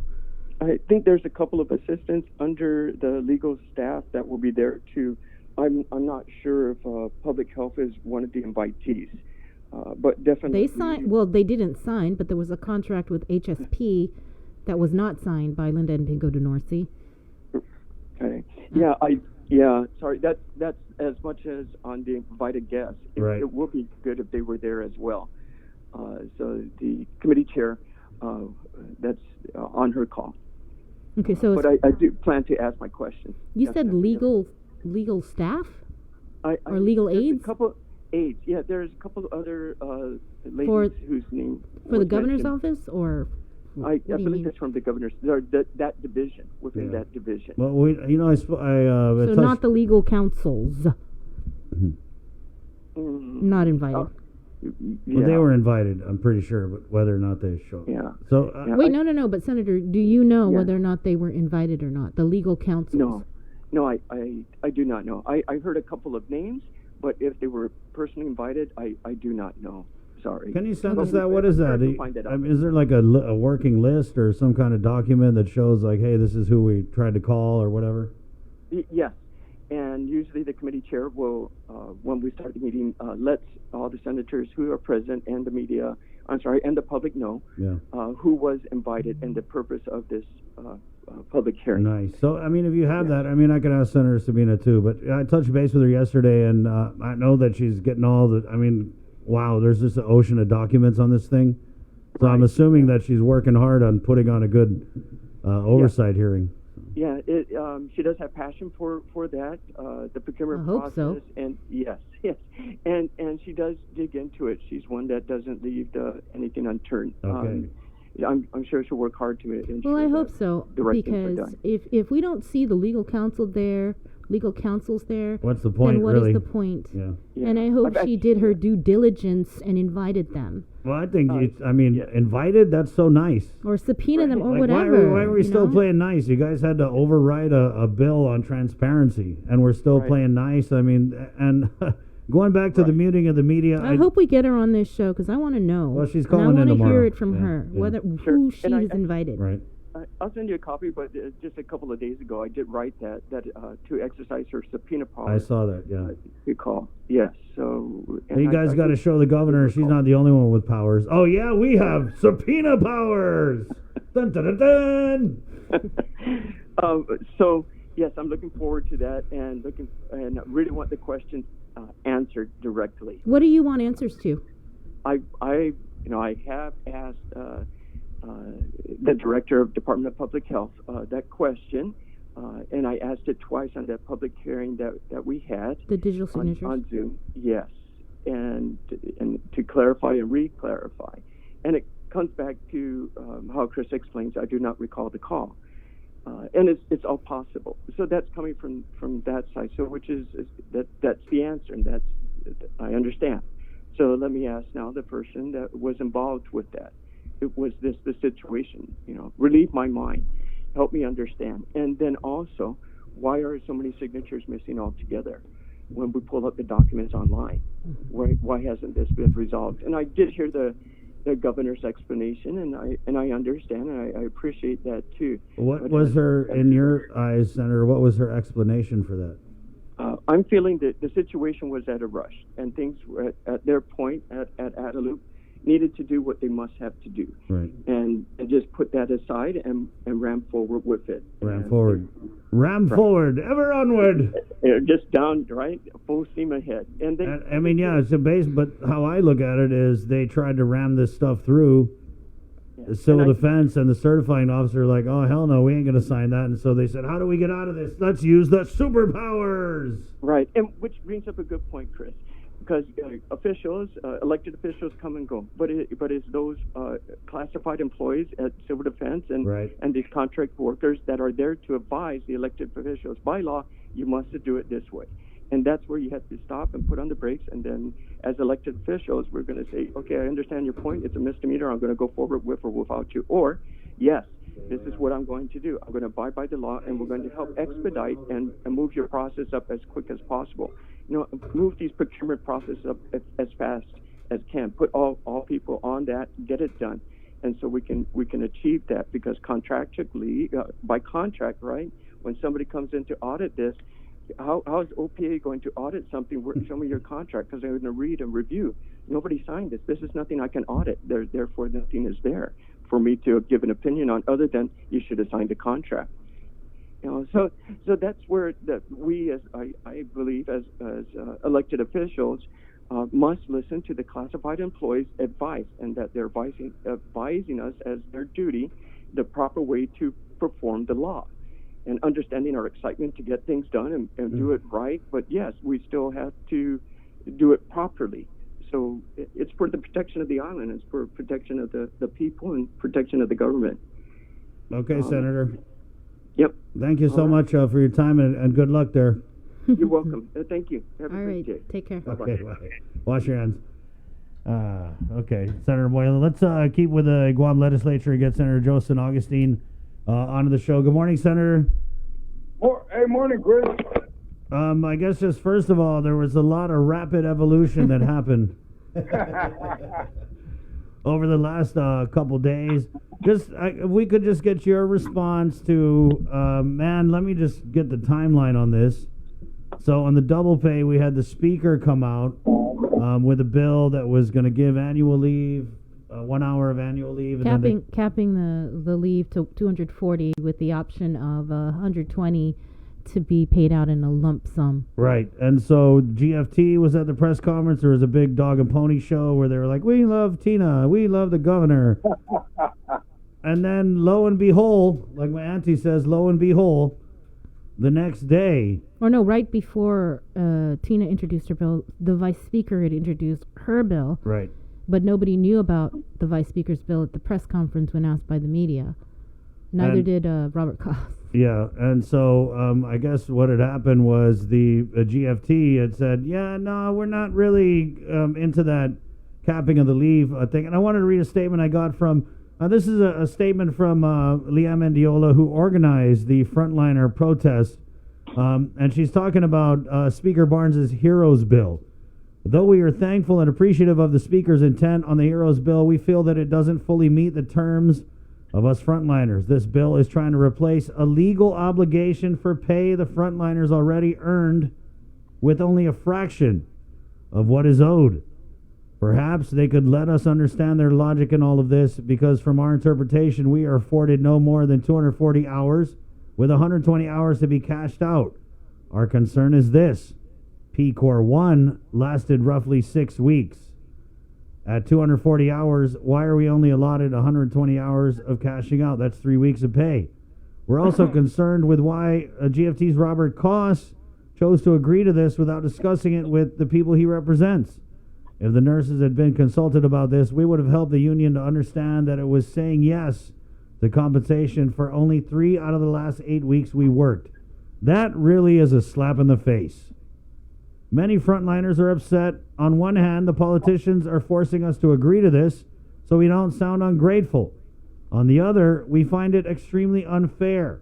We will not choose the popular way and continue to stand firm in our pursuit of fairness and accountability Senator Talina Nelson's bill seems more in line with fairness and presents itself with a clear-cut resolution. And so, obviously, I'm sure you know, GFT pulled support of the Speaker and the governor's measure. The governor was totally blindsided at the press conference. She was like, I was totally surprised.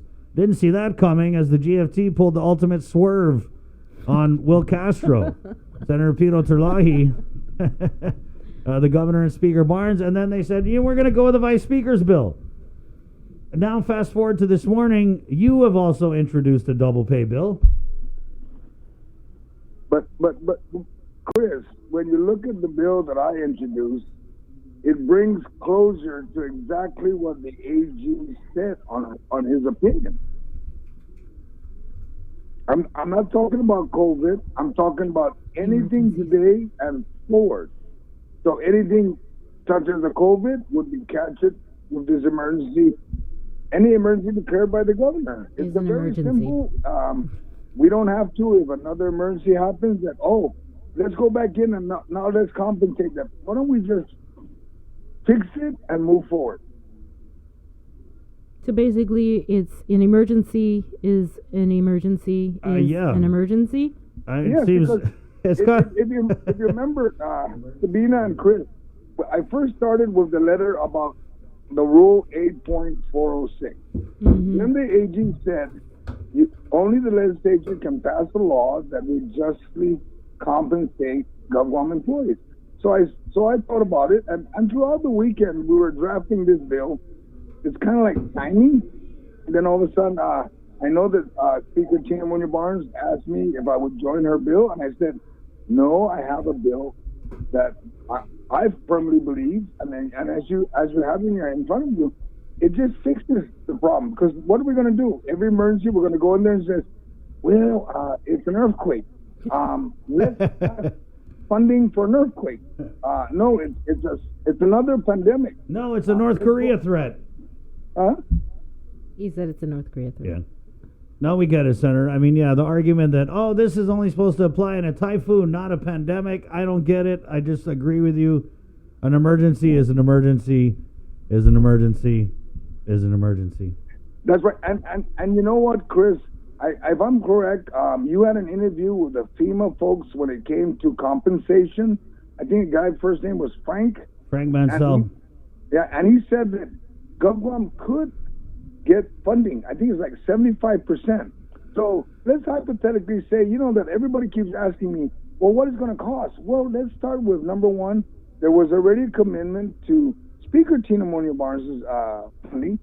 So why don't we take a look at how the governor comment on Bill 326 that said if we were to pay this, it would cost the government of Guam $36 million. That's with double pay and hazardous pay.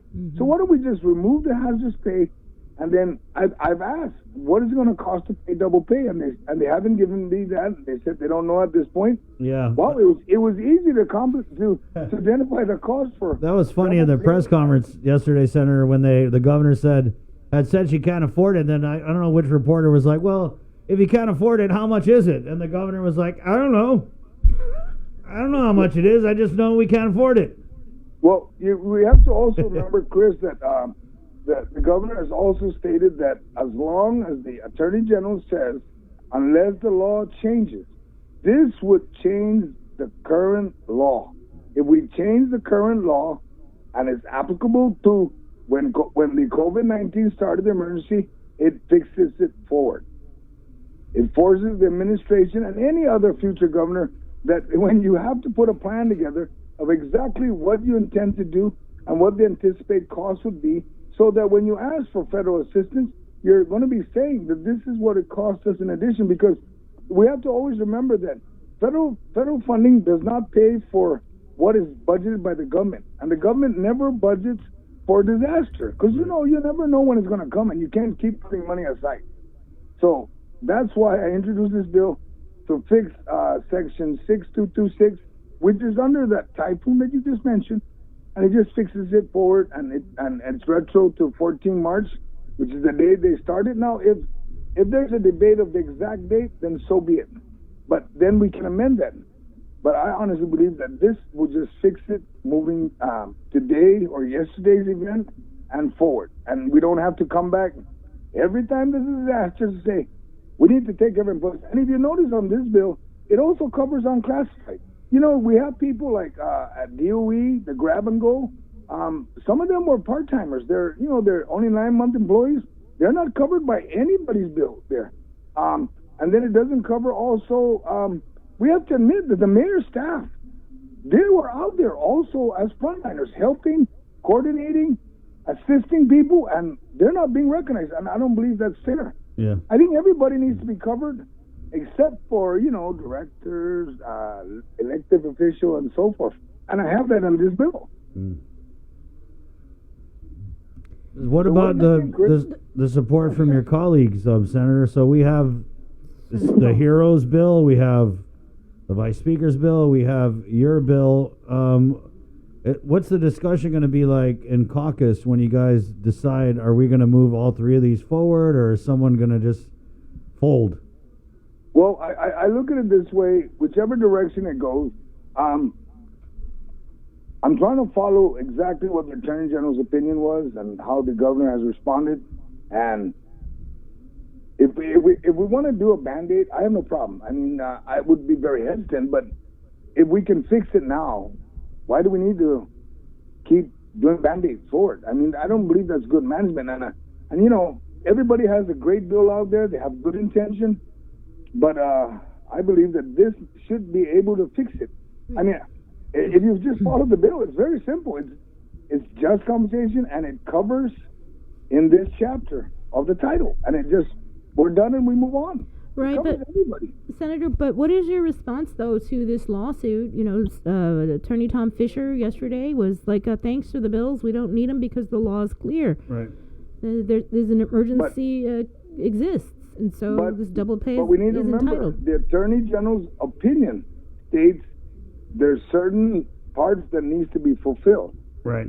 Senator, stand by real quick, Senator. Sorry. We're KUAM FM, Agotnia, Guam. Thank you guys for joining us again. It's a KUAM News takeover of Guam's favorite containing COVID. Good morning to our listeners on KUAM TV 11, where we now join in progress discussions on Senator Joe San Augustine's double pay bill and the whole double pay issue. Okay, Senator, thank you. Go ahead. Okay, where were we at now? I was asking about Attorney Tom Fisher's lawsuit that was filed on behalf of Police Officer Steve Tapasnia, and he was saying during his press conference that, thanks for these bills, but they're really not needed because the law is clear that double pay is mandated when an emergency is declared. But at the same token, Mr. Fisher doesn't recognize the AG's opinion, and we have to recognize that. And this bill, I think he did, though. He called it lazy. Well, and remember, they're attorneys. You can call each other lazy all you want. But Senator, I think when the opinion came out, I think you had said, "Hey, it's just an opinion." Yeah. Exactly, and that's why I'm saying is that I'm using his opinion because you remember that who would represent the government in any suit? The Attorney General. And if this bill fixes that and makes it very clear, remember I said, fix the just compensation. This bill fixes it. And if this passes, then the statement of Mr. Fisher is clear. Yes, it's in the law. You must pay it. If you remember, if you look at all the statute, remember, don't look at the rule now. I'm not looking at the rule anymore because the statute would dictate how that rule is written. It's like your Guam Administrative Rules and Regulations. They're created for in the event that a law does not cover or does not interpret it all. Okay, so this one would be very simple. It's saying you just pay them. If there's an emergency declared by the governor, so be it. Move on. The rule would have to change now. 8.406 will have to be whatever needs to be taken out. We won't have to point at directors that you need to declare them that they're essential. No, this law states they are essential. If you call them in, they're essential. If they're staying at home, they're regular pay, and so forth. And it covers all the bases that only statute can change. Mm-hmm. Right. But the other fix is this, and let me know what your thoughts are, is just for the governor to just pay out the double pay without having to go through lawsuits, without having to have these bills introduced. I mean, clearly, if we can have invoices and checks cut electronically for unsigned contracts and flexing your superpowers. Wouldn't that apply with this situation? Well, it could, but we have to look at this forward. After this event, if there's a second wave or there's any other emergency,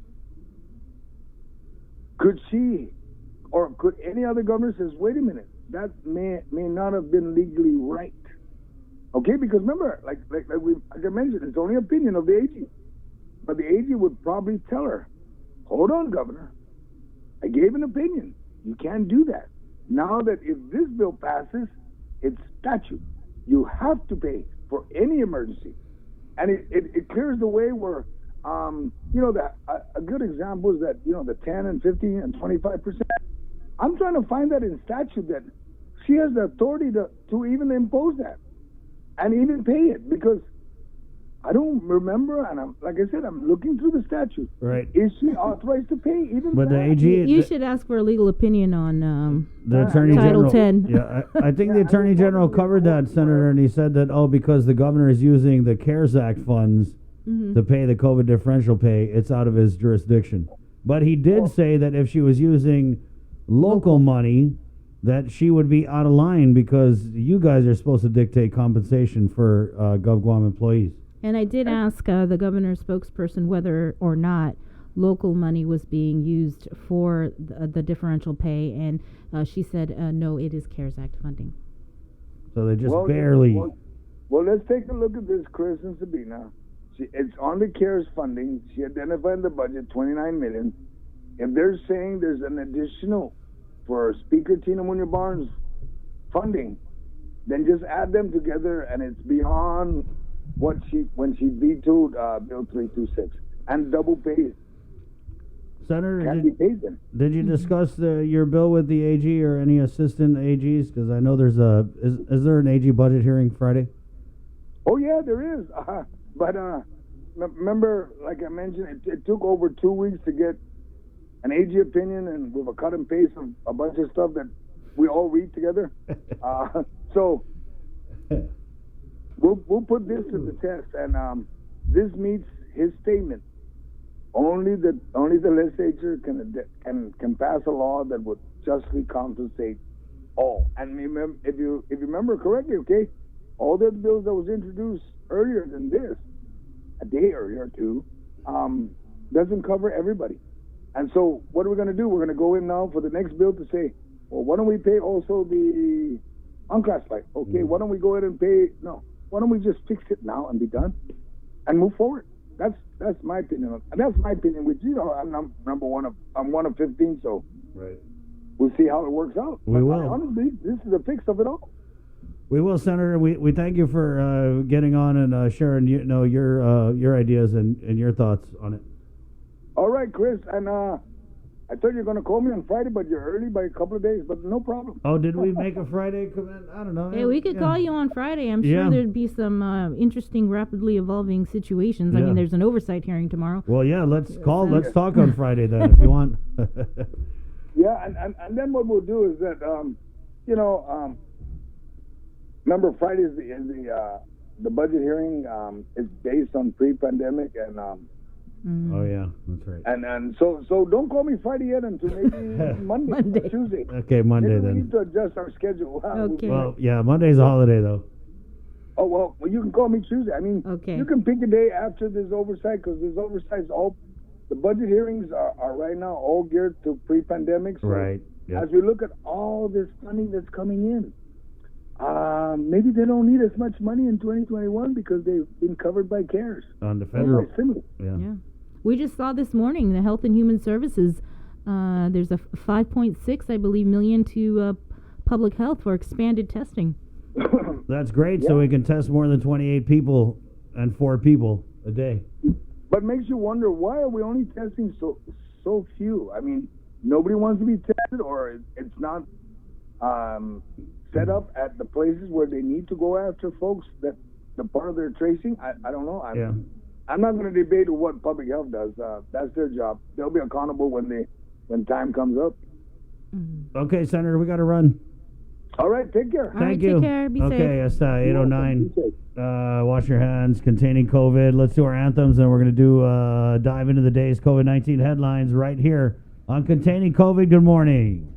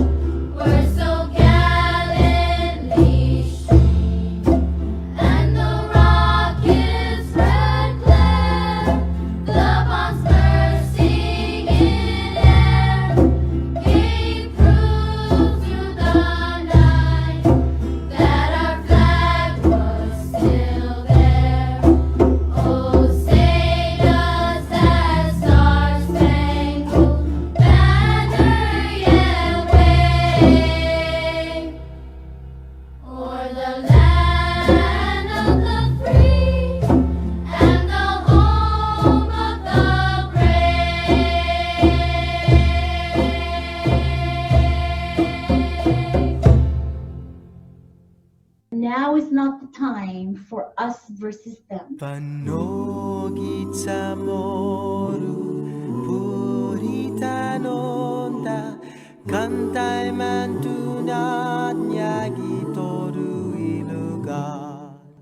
GMH Administrator Lillian.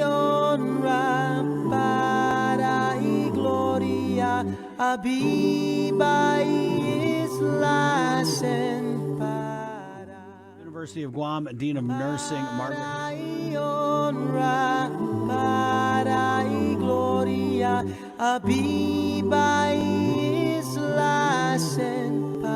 There is light at the end of the tunnel.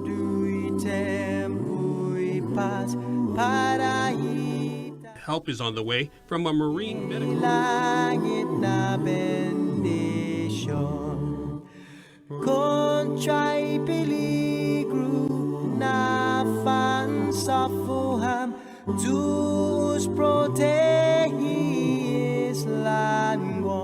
Out in the public, where all are more exposed. 585 have tested positive.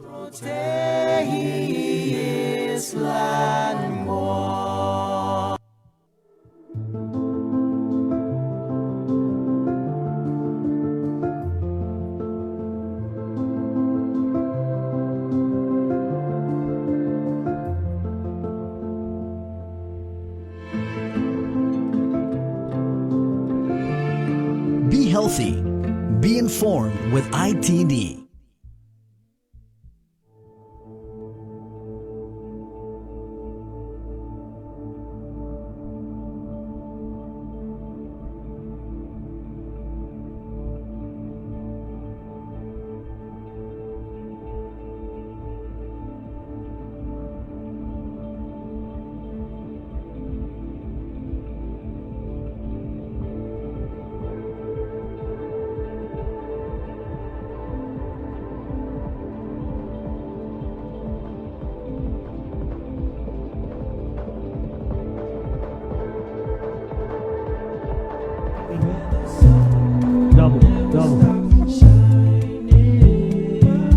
Hey, good morning. Good morning, Guam. PCOR 2, Wednesday, May 20th. It is our multimedia broadcast extravaganza containing COVID. Good morning to our viewers on KUAM TV 11. Remember, we do the last half of the show on the TV. There's also a live stream, KUAM.com and the KUAM News app. Audio, Docomo Channel 10. And last but definitely not least, on our Edward R. Murrow award-winning social media networks of KUAM News, Facebook, to our Facebook Live viewers, commenters, thank you guys so much for your support. Keep the comments coming. And good morning. 8:15 now. Let's do a dive into the day's COVID-19 headlines from the KUAM News team. Good morning, Sabrina Salas-Matanani. Alpha Day and good morning, everyone. Starting with the latest from the Joint Information Center. Public Health tested 28 individuals and 0 tested positive. The number of confirmed cases remains at 154. 5 deaths and 126 recoveries. Attorney Tom Fisher, on behalf of his client, a frontline worker, is taking GovGuam to court. At the heart of the issue, the governor's refusal to pay double pay, which the attorney argues is mandated by law to be paid to essential employees having to work during the COVID pandemic. The government of Guam, as well as the Attorney General's office, through an opinion, has made it crystal clear. The government of Guam, as well as the Attorney General's office, through an opinion, has made it crystal clear that they will not pay the double pay that is mandated by law. Now, they're taking different positions on it, and I'll tell you why we say it is mandated by law. I think it was about 1996 or so. Carl Gutierrez, then Governor Carl Gutierrez, through an executive order, promulgated the Department of Administration personnel rules and regulations. As such, they have the force of law. Now, if you look at 8.406A in that particular, I'll call it a law, but that personnel rule and regulation, it clearly states that in the case of an emergency, GovGuam employees shall, not may, not will, but they shall be granted excused absence, not with pay, and not charged to leave. The practical effect of that is that when the governor declares an emergency, and there's no quibble about the fact that we are in an emergent situation, when the governor declares an emergency, GovGuam goes home. That's what it says in A. These employees go home and are paid. Well, the legislature, the drafters, and Carl Gutierrez back then knew that there was a natural consequence of sending all of GovGuam home. Obvious. We can't operate without police department. We can't operate without medical professionals. Those are just two easy examples. You know, not in any sense discounting what civil or child protective services do or any of the other frontline workers. We don't mean to discount that. But it is crystal clear that GovGuam gets sent home in an emergency, and then the authorities call back essential personnel. So procedurally, GovGuam gets sent home. That includes police officers. And at the very same time, the police officers are called back to work and are entitled to double pay. That is clear, absolutely clear from the statute. It's confounding to us why the Attorney General issued an opinion that is frankly lazy and not well thought out. They did not even address 8.406A. When you look at something like that, it appears that the opinion that Attorney General Camacho put out is agenda-driven more than anything else, was looking for a result and said, let's drive down this road and get that result. It happens to be reacted by issuing the statements, I believe in compensating frontliners for the added risk they take and sacrifices they make in serving on the front lines of emergencies. However, my job as the chief legal officer is to provide legal opinions, not personal opinions on what the rules are, not what the rules should be. Attorney Fisher has his own opinion of the Department of Administration personnel rules and regulations. We agree with Attorney Fisher. This case is about following the rules. Our opinion outlined the requirements of the double pay rule and acknowledged that absent legislative action, unacceptable inequities would result. His clients have the right to make their case before the courts, and we are confident that the rule of law will prevail. Governor Lulian Guerrero held a press conference on Tuesday and was asked about the lawsuit by Adriana Cotero. During Attorney Tom Fisher's press conference this afternoon on the petition he filed, on behalf of a GPD officer that's suing yourself, the government of Guam, Guam Police Department Chief Steve Ignacio, and Department of Administration Director Ed Byrne. He said that in regards to the bills on the table, that we still don't have a plain remedy, we don't have a speedy remedy, we don't have a clean and clear remedy other than to go to court. And as he brings the case forward in court, he said, and I quote, I was pondering on whether or not the government of Guam will even oppose this. Why would the government of Guam take a position adverse to their own employees? So I present that question to you. Does the government of Guam plan to take a position adverse to their own employees who are working on the front lines? Well, so now that I know I'm being sued, I reserve the right of not saying anything because I don't want it to be used against me. So I'm sorry, I'm not going to answer your question. Okay. And so for my second question then, I believe Jolene kind of touched on it, but I was kind of having trouble talking to her or hearing it through with the connection. But there was a bill introduced by Vice Speaker Talina Nelson prior to Speaker Tina Munoz Barnes's legislation, the HEROES Act. And I question why Senator Nelson's bill, which also aims to bring remedy to the double pay matter at hand, was never entertained by your administration. You had even vetoed Nelson's Bill 326, which would have paid the double pay, and you had said that prior that you couldn't afford it.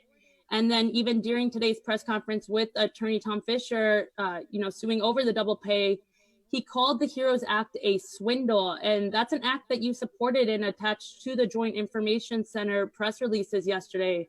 And while there was an entire press conference on your collaboration with Speaker Barnes, you neglected to mention Nelson's bill. Have you reviewed Senator Nelson's bill? And if so, can you share where you stand on the measure?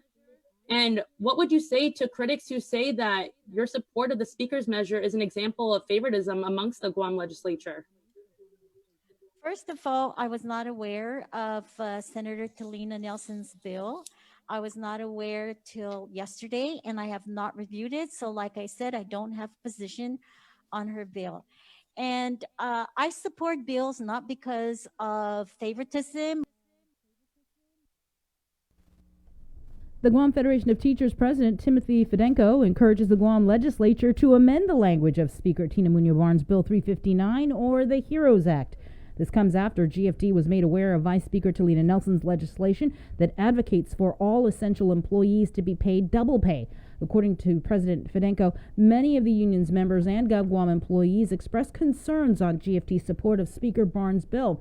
In a release, GFT explains that over the weekend, Field Representative Robert Koss was invited by Speaker Barnes and other senators to craft legislation to justify fair compensation for essential employees. At that time, the union was told $15 million was the allocated budget, and from that, the HEROES Act was created to provide frontliners 1 hour of annual leave for every hour worked. Fedenko says, quote, "We are not against any bill that supports our workforce. The better bill should win, and we support any equity that supports our COVID-19 heroes. We do not know what the final bill will look like. However, if we feel our members have been equitably compensated without damaging our government and allowing money to be spent for others in need, we will seek alternative courses of action." Now here's the governor's reaction to the GFT's new position. We held a press conference yesterday, and we had the support of GFT and, of course, the speaker's legislation that we presented to the people of Guam.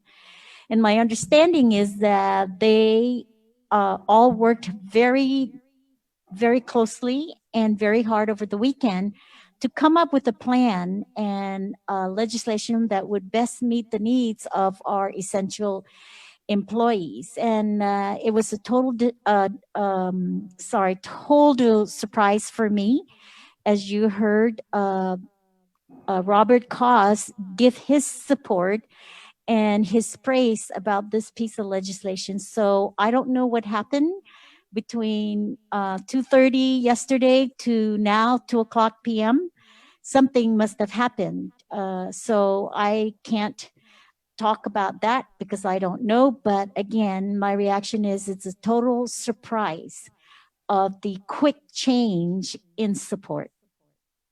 KUAM asked Speaker Barnes for a response to GFT pulling their support, and her office replied stating, "We have a compromise measure that we believe allows the governor to use federal funds to reward our frontline heroes with annual leave that they rightly deserve." The GFT agreed, and unfortunately now they just want to support any measure that will pay our heroes fair compensation.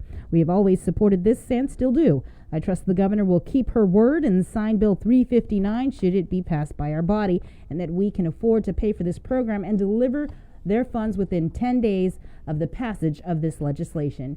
Meanwhile, another bill has been introduced to address the controversial issue of double pay for essential GovGuam workers. Senator Joe S. San Augustine introduced Bill 361. The legislation establishes clarity on the double pay issue for all emergencies declared by the governor. The provisions will be retroactive to the start of this COVID-19 pandemic with the executive order, and defines the inclusion for all classified and unclassified employees who are required to report for duty during an emergency. The Guam Economic Development Authority, meanwhile, finally announced the launch of the $20 million stimulus program for local businesses. The assistance will come in the form of direct grants to cover costs related to COVID-19 and will be funded through the Federal CARES Act. The first $10 million will be for small businesses who have not received federal assistance through the PPP or the EIDL. Once this is exhausted, all small businesses will be awarded on a first-come, first-served basis. The first round is also for businesses with gross receipts of no more than $500,000 a year. The second round opens up to businesses whose gross no more than $1.5 million. GITA, in consultation with the local business community, developed the eligibility criteria. Administrator Melanie Manjola says businesses can use the money to cover business interruption, rent, utilities, payroll, loans. Grants max out at $30,000 and will be calculated based on a percentage of average monthly gross receipts. The GITA team will evaluate your application for approval, and a log of approvals will be sent to the Department of Administration for check processing. There are more than 3,400 local small businesses. Manjola says their compliance division will help to ensure only qualified companies get the funding, and recipients will also be subject to audits. The first thing we want to ensure is that applications are evaluated in an impartial manner, and so it is on a first come first serve into our dedicated email address, smallbusiness@investguam.com. From there, it is largely formulaic, and it is based off of gross receipts taxes previously filed. And then from there, we then calculate the award and then give the applicant an answer. And then as far as post-award audit, we are asking them to sign some documentation regarding what they're utilizing the funding for. There are some ineligible uses of funds, some items, just to interestingly, just to mention, you cannot use the same you can't use this pot of funding to cover the same things you applied for under the EIDL or PPP if received. So there's no real double counting of federal monies. And in addition, we're asking all grant recipients to maintain receipts such that during a post-award audit, they can show us what they utilized the money for. Thank you very much. Thank you. The second question is, how did you arrive at that $500,000 hard cap for the first round? And is there any wiggle room for companies who might be just slightly above it but are in need of the money? Yes, thank you again for that question. I'm happy to report that we actually engaged stakeholders, including the Guam Chamber of Commerce, the Women's Chamber, the Chinese Chamber, the Korean Chamber, and GHRA, in coming up with the 2 rounds of funding.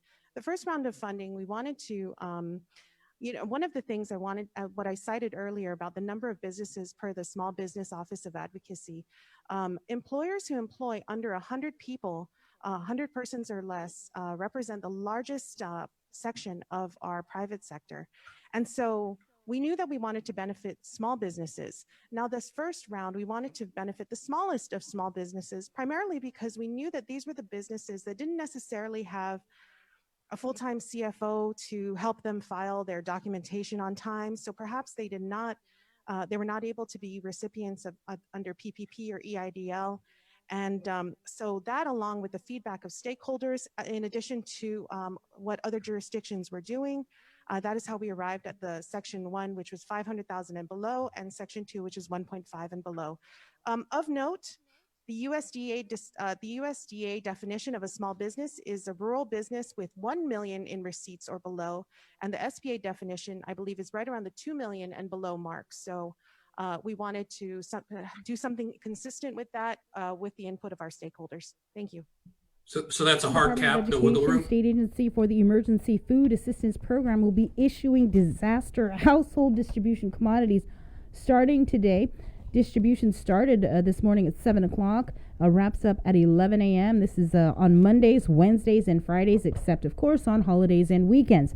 Households that are eligible are those that have been impacted by the COVID pandemic.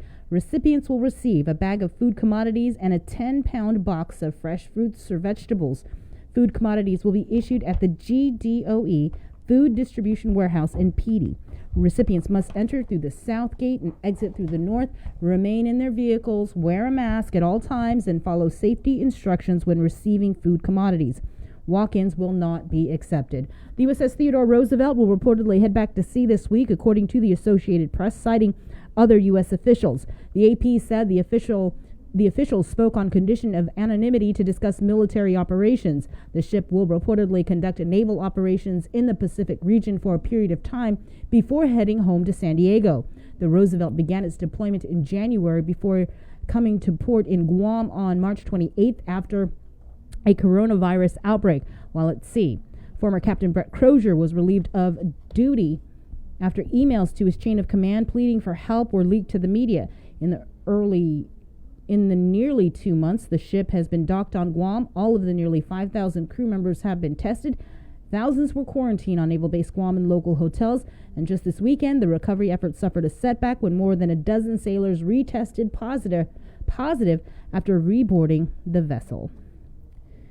In national news, the president is launching a new food program called the Farmers to Families Food Box today. This comes as he's taking other steps in response to the coronavirus pandemic, and now says he's taking an anti-malaria drug to help protect himself from the virus. Skylar Henry reports. President Trump is announcing the government will buy $3 billion of dairy, meat, and produce from farmers and ranchers to help feed families in need. Congress authorized the money in March as part of a coronavirus relief package. Tuesday morning, senators questioned Treasury Secretary Steven Mnuchin about how the administration is distributing the money. Am I right that you're not requiring companies to use the money they borrow to keep their workers on the payroll? Mr. Senator, I am following what was the exact letter and spirit of the law that we negotiated with you and others on a bipartisan basis. President Trump is expected on Capitol Hill this afternoon for a meeting with Senate Republicans as they discuss whether future coronavirus relief packages are needed. We're going to look at the numbers and assess what we think is necessary and not necessary. Monday, the president also announced he is taking the drug hydroxychloroquine to help protect himself from the coronavirus. I was just waiting to see your eyes light up when I said this, but, when I announced this. But, yeah, I've taken it for about a week and a half now. And I'm still here. The president says he consulted with his doctor after an aide tested positive for COVID-19. Oh, I asked him, what do you think? He said, well, if you'd like it. I said, yeah, I'd like it. The FDA warned last month that hydroxychloroquine should not be used outside of a hospital setting, warning of serious heart rhythm problems in patients with COVID-19. Skylar Henry, CBS News, the White House. The White House. The president's physician sent a memo late Monday saying the two men concluded the potential benefit from treatment outweighed the relative risks, but did not confirm the president is actually taking hydroxychloroquine. Today, the White House press secretary said the president himself is taking it. In your Banking 671 reports, several local businesses and GovGuam have teamed up for Going Online Together, a collaboration aimed at transforming consumer behavior by promoting the use of online and digital solutions during this global pandemic. Now more than ever, online banking and payment platforms have become instrumental in continuing services during this time and are being highlighted in business and government plans to protect our communities and workers on the front line. That's your Banking 671 report, sponsored by Bank of Guam and Coast 360. All right, thank you so much, Serena Salas-Matanani with the day's COVID-19 headlines. And let's go right to the phones where, man, I know his ears were burning the last couple of days. Guam Federation of Teachers Union Rep Robert Koss joins the show. Good morning, Robert. Good morning, Sabrina. Good morning, Chris. Hi. Hi. Let's just start. Let's just start with a good laugh. Okay, now let's just really start with what happened. Can you take us back? You worked with the speaker over the weekend. The governor had said she was totally surprised that you guys had pulled support of this measure. And you know, Robert, and we'll give you the floor. I know who else was surprised and we had spoke with the people who had jumped onto this lawsuit that you guys were going to file. I guess if you could, why weren't they consulted? What's happening with the lawsuit? What happened with the speaker's bill? And how are we moving forward? Go for it. We'll give you the floor. Thanks. I'm also here with my president, so if you want to okay. ask Tim Fedinko questions, he's nice. here as well. Yeah, either one of you guys want to jump in and respond, that's fine. Great. But let me just start. Last Friday, we had no support. Well, we had no knowledge of any support from the legislature. You know, clearly there's a lot of support there, as evident by all the bills that are being introduced now. Friday afternoon, the speaker and Pedro reached out to me and asked me to come in and see if we could resolve this. Now, when we entered that meeting, I was under the impression the governor told us there was not enough money to pay this bill, and that if she had to pay the bill, she was going to furlough our other members. So, you know, that's a big concern for us. So I did not want to let our other members get furloughed. So we met. I believe the speaker and Senator Terlahi were under the same impression that those were the parameters we had to work in. We had a $15 million cap to work under, and the governor told us that this was a $30 million problem. So, you know, we came up with a solution, and I just want to defend that solution because, you know, our employees are saying that we're giving them half. And you know, it really wasn't half. They would get double pay plus a vacation period, so it's actually more. But nonetheless, our membership is, you know, what it's all about. And our members made it clear to us that, you know, they want to be paid. Simple as that. They just simply want to be paid. Why weren't they polled? I met with the senators on Saturday, and by Monday they were calling me to a press conference. This thing just moved so fast. There just was not any opportunity at all. I didn't see it going down this way. You know, we figured that legislation gets introduced, there would be, you know, amendments made in committee or on the floor or however it works, public hearings would be held, and there would be opportunities to fine-tune the bill. But it seems like it was moving at lightning speed. In fact, even my boss said, I'm really uncomfortable. I've never seen legislation move this fast before. So, you know, there's a little bit of suspicion in the very beginning, Chris, but, you know, that's kind of how it happened. At the end of the day, our goal is to serve our members. So if our members want to be paid, those are my marching orders, and that's where we're going. Okay. Have you had a chance to look at all three bills yet? And from the three, which one does the GFT most agree with? No. I have not had a chance to look at all three bills carefully. I have given, you know, cursory reading to the bills as they come up. Some of them don't have numbers, so I don't even know where they came from or what to call them. You know, I have read them. You know, I've seen things like elimination of other types of leave.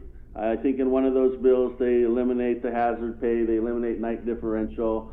So, you know, it's hard to come out and say, yeah, I'm going to support that just because it gets my employees paid this time. And what about this lawsuit that was filed by Tom Fisher? Do you guys have a reaction to that? Yeah. You know, every employee who's affected has a right to sue on their own, or, you know, we have extended the offer to let them join us in our suit.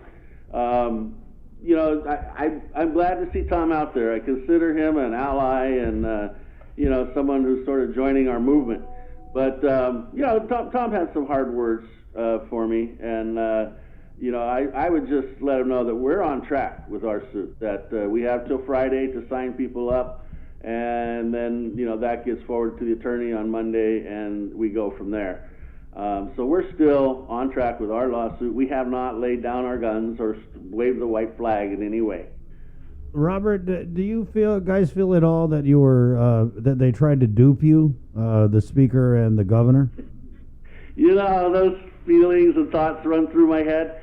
But, again, I think that we move forward based on the information we had at the time. And I keep trying to tell myself, that these are good people trying to work towards a solution. It just went south. So is that a yes? It sounded like a yes. Well, it felt like that. But, I don't want to, I got no proof anybody tried to dupe me. I'm not a senator, and I'm not good at this stuff. I jumped in the lion cage thinking I wouldn't get bit, and clearly I did. Oh, don't play with lions. You're right. First rule of the circus. When I saw you sitting in the press conference, my gut reaction was like, "Oh no, they got him! Darn it! Here we go." I was like, what is going on? It's got to be double We always want to work cooperatively, to resolve the issues. It is the most efficient and fastest way to do things. Remember when we did litigation with the teachers, it took 13 years. So, I don't want to go down that path again. But let's talk about that, because tell us about this lawsuit. I know you're signing people up. Does it really exist, or is this something that you guys are holding over the elected leaders' heads? It really exists. We have retained an attorney. He has prepared pleadings. We have a process where we have thousands of employees, and it does take us longer to get those ducks in a row. We're told we need to name our plaintiffs in this suit. Wow. Possibility that we may have to go back and file a grievance, and we're looking at ways to get around that. But at the end of the day, we will pursue. You can't go the route that Fisher's doing by this writ of mandamus? I'm not sure that's going to work. Mm-hmm. It's an extraordinary measure. It's only available when there are no alternatives. And, even Fisher himself mentioned that this is a grievance. Yeah, you got to make sure all the processes have been adjudicated, for one, and number two, Robert's been and the field reps have been working well on this for months, right? I mean, who said this was an injustice? The Guam Federation of Teachers did. And if another attorney wants to jump on the bandwagon, I have no problem with that. But we're like in the dark, kind of like everyone else is. We got threats of furlough. That's a serious matter from the governor, and we have a specified amount of pay. But then other people say there's all kinds of money. We don't know. You don't know. She said in her conference the other day, she doesn't know. So if we can get everything spelled out to what it was, the bill that you only get something rather than nothing is a good bill, but we want the best for our members. Even Senator San Augustine, I heard him this morning, his bill may be, and Chris GFT may swerve towards his bill too. And there could be a new bill. It could be another bill. I think I've never seen anything like this before. I don't think anyone has. You have bipartisan support from the legislative people. They need senators. They need to work. I mean, you have Jim Moylan down there with the nurses walking the line in support of their rally. You had Tina Munya Barnes down there in support of their rally. I mean, everyone agrees that the front line needs to be paid, right? Well, not everyone. How much they get paid. Well, I know you. I think maybe, deep down inside, the governor does too. She may be being fiscally responsible. That's a threat. I don't know. We don't know, right? We're not involved. We get called in. We would have liked to have been called in from the beginning of this.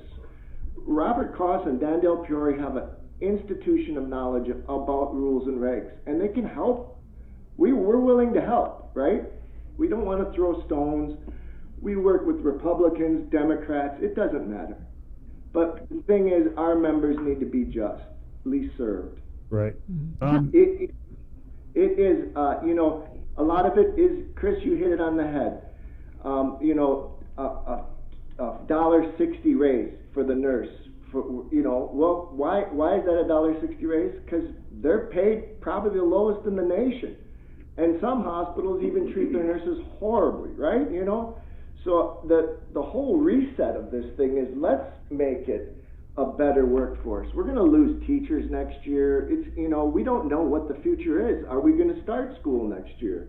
Are people going to be furloughed? Is this going to be a mass exodus of the island? We don't know, but we're trying to make everything, even the businesses. Contrary to belief, I'm concerned about businesses, restaurants that I enjoy going to.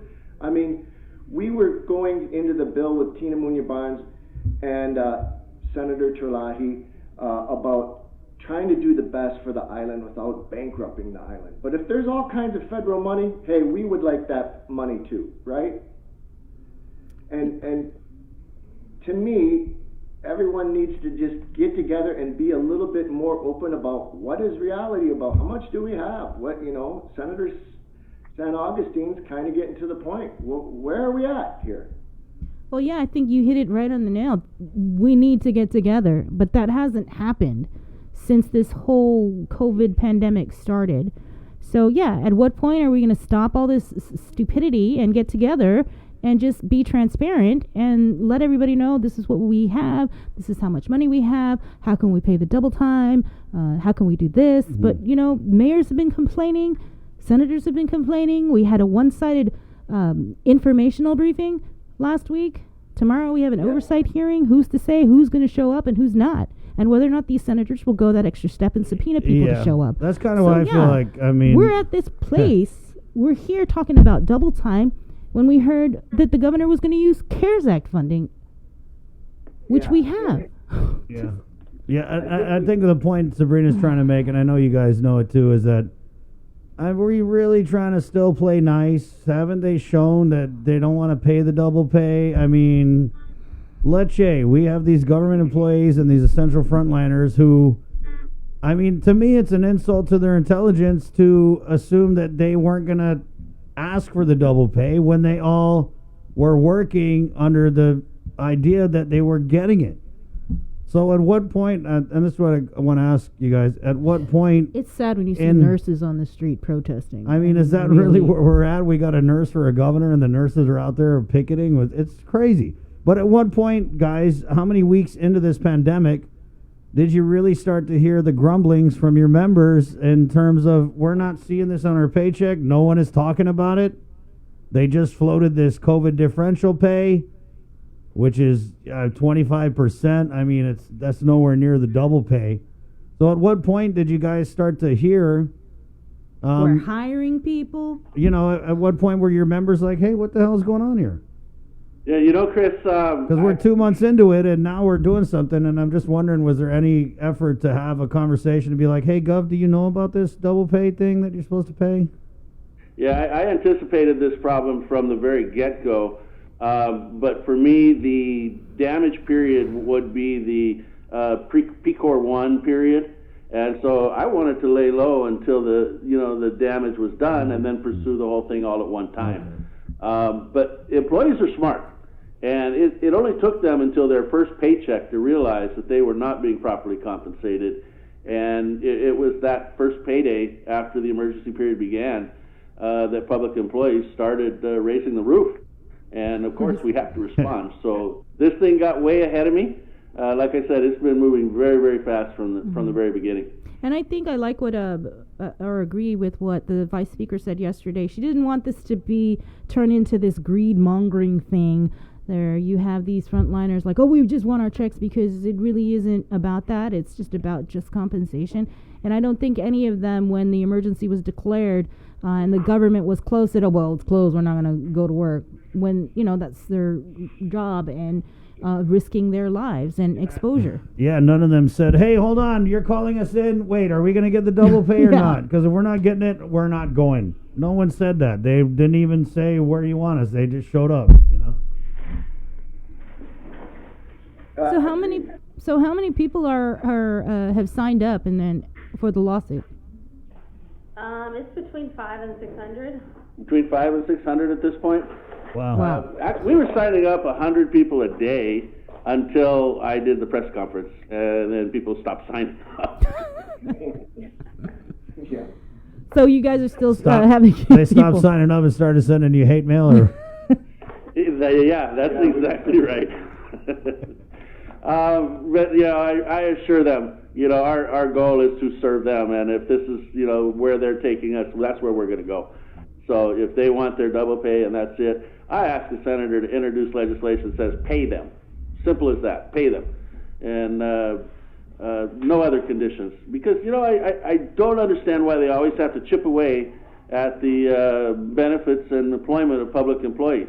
Like I said, some of those other legislations start chipping out forms of vacation pay and night differential. Why does that have to be related to this? Why can't we just follow the rules that are in place?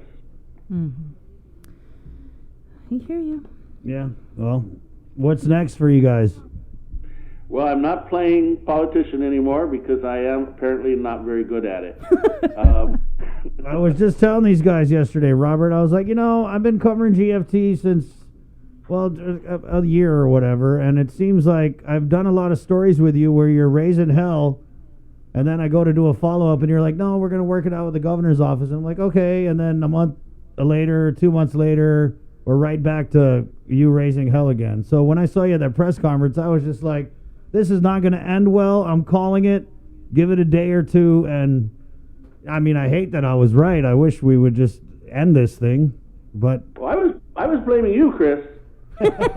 You waved that magic wand, and then all of this happened. Okay. And I really think it's your fault. Oh, my gosh. Yeah. Maybe it was the wrong spell. So what would your message be? And we could get Tim as the president here. What would your message be to the members? Because obviously this double pay issue, it's I think it's the main issue that people are talking about, that people are concerned about. So what would your message be to the members in light of all these rapid evolutions and developments we've seen this week? We are backing our members 100%, and we will pursue everything we can to make it justified. We have not given up on them. We have not sold our soul. We have not switched sides. We have no sides. Republican, Democrat, doesn't matter to us. We want justice for our membership. And, Levin Camacho has his opinion on the nurses. That's a big worry for us, too. If it does go and we lose, what happens then, right? So we will fight and do the best we can for our membership. Guaranteed. And we always have, We've been furloughed. Teachers know what furlough is. Twice. And it hurts. And so that's a very scary stick to wave to the government of Guam employees. People in the police force are understaffed. Even taking leave, I was a little leery of that. How they could take it, could it be denied? There's a lot of things that's moving very, very fast. We would like to be involved more than reactive, right? And, we got our membership. We will do what we do, and that is fight for the working families. All right. Well, we just wanted to give you the floor there, and let's keep in touch. I know we always do, Robert, but, man, I don't know. Is anything crazy going to happen today? Yeah, probably. Please don't drink. This thing's been moving fast. We got half a dozen bills out there at least. I am happy that, to me it represents that we have 8 votes out there. The question is, what are they going to vote on? Right. So, we'll watch that closely. I hope there will be opportunity for public participation because no matter what bill you put out there, we probably have some objections. And just real quickly, are you closing the deadline for employees to call and sign up? Is it still this Friday? We never got off our original plan. We continue to accept applications through this Friday. Okay. Monday morning, I'm going to hand carry them down and have a meeting with the attorney. Okay. And the phone number one more time to call? 735-4390. But you could also just come straight into the office. It's a simple form. Just take a few minutes to fill it out. All right. Okay. Thanks a lot. Robert, if you want to send that form over to us, we've done it with Rev Tax with the non-filer form. We could, slam it in a story or whatever and provide another way for people to, those people who are maybe staying home or, not trying to go around everywhere. Right. Okay. Well, thank you, Chris. Yeah. Okay, Robert. Thank you. See you, Tim. Bye, Tim. Yeah. Bye-bye. Thank you. Wash your hands, guys. Always. Wash your hands of the last couple days. Okay. Bye. See you guys. Oh, man. That's just funny. It's funny because when I saw Robert sitting there, I was like, no, man. Come on, guy. Hey, but you know what? He they're came on the yeah, show you're and right. he said, all right, maybe I shouldn't, maybe that was a misstep there. But, he's owning it. And he's like, hey, we're going to fight for you guys, him and Tim. Oh, So, it's key. I mean, it is what it is. It is what it is. Man, we made it 3 hours without saying that. I said it in the break a couple times. Oh, okay, you're right. 8:55. We're gonna keep on this, and we're gonna talk to Attorney Tom Fisher, who, as you guys know, filed a lawsuit yesterday, and so we'll get him on the phone and discuss this even more. Remember, the show brought to you by IT&E, Ambrose Inc., Calvo Enterprises, Coast 360, and the Bank of Guam. It is the KUAM News Takeover, Guam's favorite, containing COVID. Good morning. Keeping you informed, KUAM News brings you Banking 671, brought to you by the Bank of Guam, the People's Bank, and Coast 360 Federal Credit Union. Together, we thrive. KUAM News COVID-19 Takeover on I-94 FM is presented locally by Ambrose Inc. GU Self-Storage, conveniently located near the Harmon McDonald's. We offer affordable rates, online payments, and auto bill pay for your convenience. Plus gate access daily from 6 a.m. to 9 p.m. Call us today at 648-7867 for more information. With the new challenges we're all facing, First Hawaiian Bank wants to make sure you have access to your financial world. With FHB Online and our mobile app, we hope to make banking the least of your worries. Visit fhb.com/digital.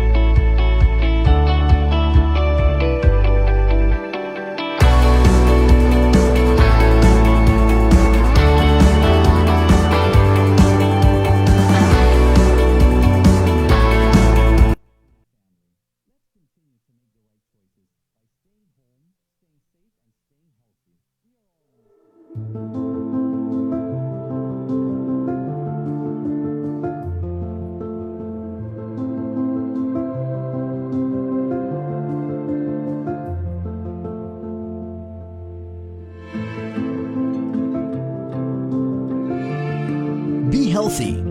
Be informed with IT&E.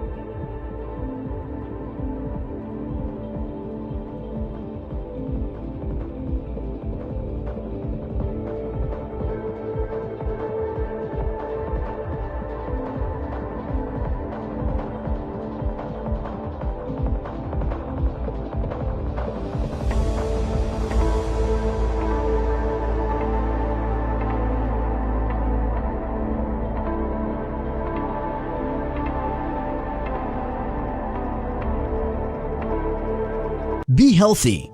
Be informed with IT&E.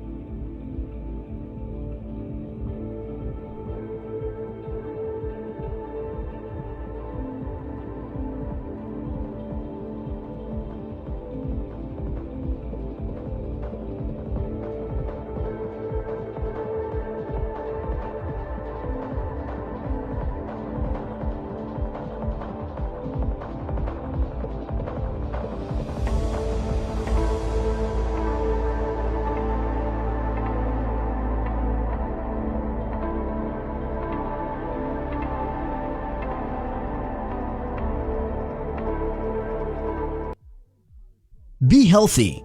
Be informed with IT&E.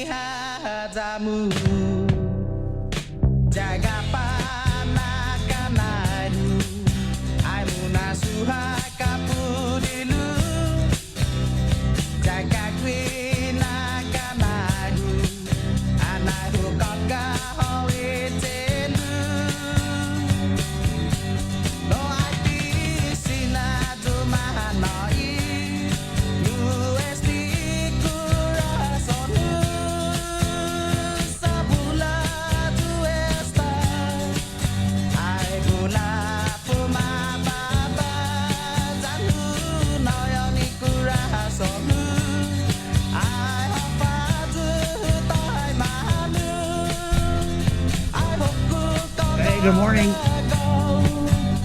Guam's favorite, containing COVID, 905, KUAM FM, Agotni Guam. Let's keep on this double pay where we bring on attorney Tom Fisher to the show. Good morning, Tom. Good morning, Chris. Good morning, Sabrina. Good morning. I guess with the press conference, they're very engaging, but can we just go back a little bit, Tom, and tell us how this went from 0 to I'm going to sue? I'm sorry? So just tell us how did you it end up you end up filing something? Just take us to the beginning, if you could. Okay, I think well, the issue's always been out there, but the origin of it was that horrendous conference that took place at Adelup between the governor and GFT and I guess some of the senators. I mean, it was clear on the face of it that you know, these employees with GovGuam were getting ready to take it in the neck, and that was the origin of it. And you're exactly right; it went from 0 to 60.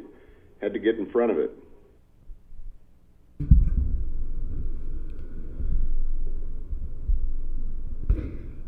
So it had been brewing for a while. I'm sure you kind of had your eye on this, Tom, since the beginning of the pandemic. When it became clear after 2, 3, 4 weeks after those first couple paychecks that the double pay, the mandated double pay, wasn't going to be paid. Were you kind of sitting there? I mean, because I know you've been around for other disasters. Were you kind of sitting there scratching your head, wondering why this wasn't made into a bigger deal earlier?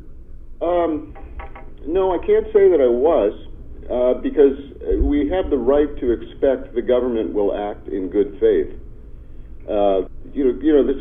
Everybody's been a little bit sideways during this COVID thing. Everybody just assumed it would get straightened out, and then I guess that was Thursday or Friday. GFT and the governor and Tina Munya Barnes are all up there at Adelup, and they're telling GovGuam employees that no, as a matter of fact, they're not going to get double pay. And well, I mean, you'd asked an earlier question about how this came about, and it came about when it was clear that the government was not acting in good faith. And a particular alarm was that opinion from the Attorney General's office. And I've said before, I'm confident I'm right on this. That opinion was agenda driven. They saw where they wanted to arrive in that opinion, and they went for it. Explain what you mean by agenda driven. Well, they decided that, I'm sure they're going to cite all sorts of financial constraints and whatnot, but they decided that they didn't want to pay double pay for all these people, and that led to, I'm sure, a political dilemma, not to mention a legal dilemma. They decided, well, we don't want to pay this full amount. We're probably going to have to pay something, so let's compromise. I think that was Robert Koss's word. We're going to compromise, and the people who are going to pay the price are the folks that were out there risking their lives. So, yeah, that's what I mean by agenda-driven. This is what we want. Let's get there. Somebody write an opinion that supports it. Were you surprised at all that the Attorney General's legal opinion appeared to? I mean, it could have been written by Adelup's legal counsel. Could have been. Have no idea. I don't have any real insight on the origins inside the office. I doubt if the Attorney General himself, was, hitting the typewriter keys. But he certainly is responsible for the opinion, and he subscribed. So it's on leaving. In your press conference, you called the opinion lazy. It is. Can you kind of go into that a little bit more, Tom? Sure. If you look at 8.406, there are 3 subsections, A, B, and C. And they looked at C and ignored A and B. And that brought them where they wanted to be, which was a pronouncement that, you know, as to GMH, the hospital was open, so these people don't get double pay. It's a tremendously cynical thing to do, but that's what they did. They just focused on C and ignored A, and they ignored B. And if you look at A, as you know, that provision is crystal clear. If the governor declares an emergency, the government of Guam employees are placed on excused absence with pay, not charged to leave. And that's it. That's the entire thrust of Section A. And then from there, you move down through Section B, talking about the actual existence of the emergency in the governor's declaration, and then you get to C, which instructs us what to do with necessary agencies such as DOC and GPD, you get to you get to that point, and if you're just going to look at C, you arrive at an erroneous, lazy opinion that says these folks are not getting paid. Tom, one thing I could appreciate about your press conference was that there's been so much talk from the governor, from the AG about, this double pay, that's for typhoons. This is a pandemic. This is a different emergency. This is different. It's apples and oranges. Meaning what? It's only an emergency when they decide it's an emergency? Julian Guerrero declared it to be an emergency. And there's nothing in the law says that this provision is limited to typhoons or earthquakes or anything of the sort. That is just false and classic cherry picking. They're not allowed to decide for themselves when the law is in effect. Right, and I think it's interesting. I mean, obviously, we've been tracking this from the beginning, and I think the comments from the governor, they've run the gamut from what was closed, what wasn't closed, and that whole Section C argument from the Attorney General. And I mean, it was clear they were kind of reading from the same notes.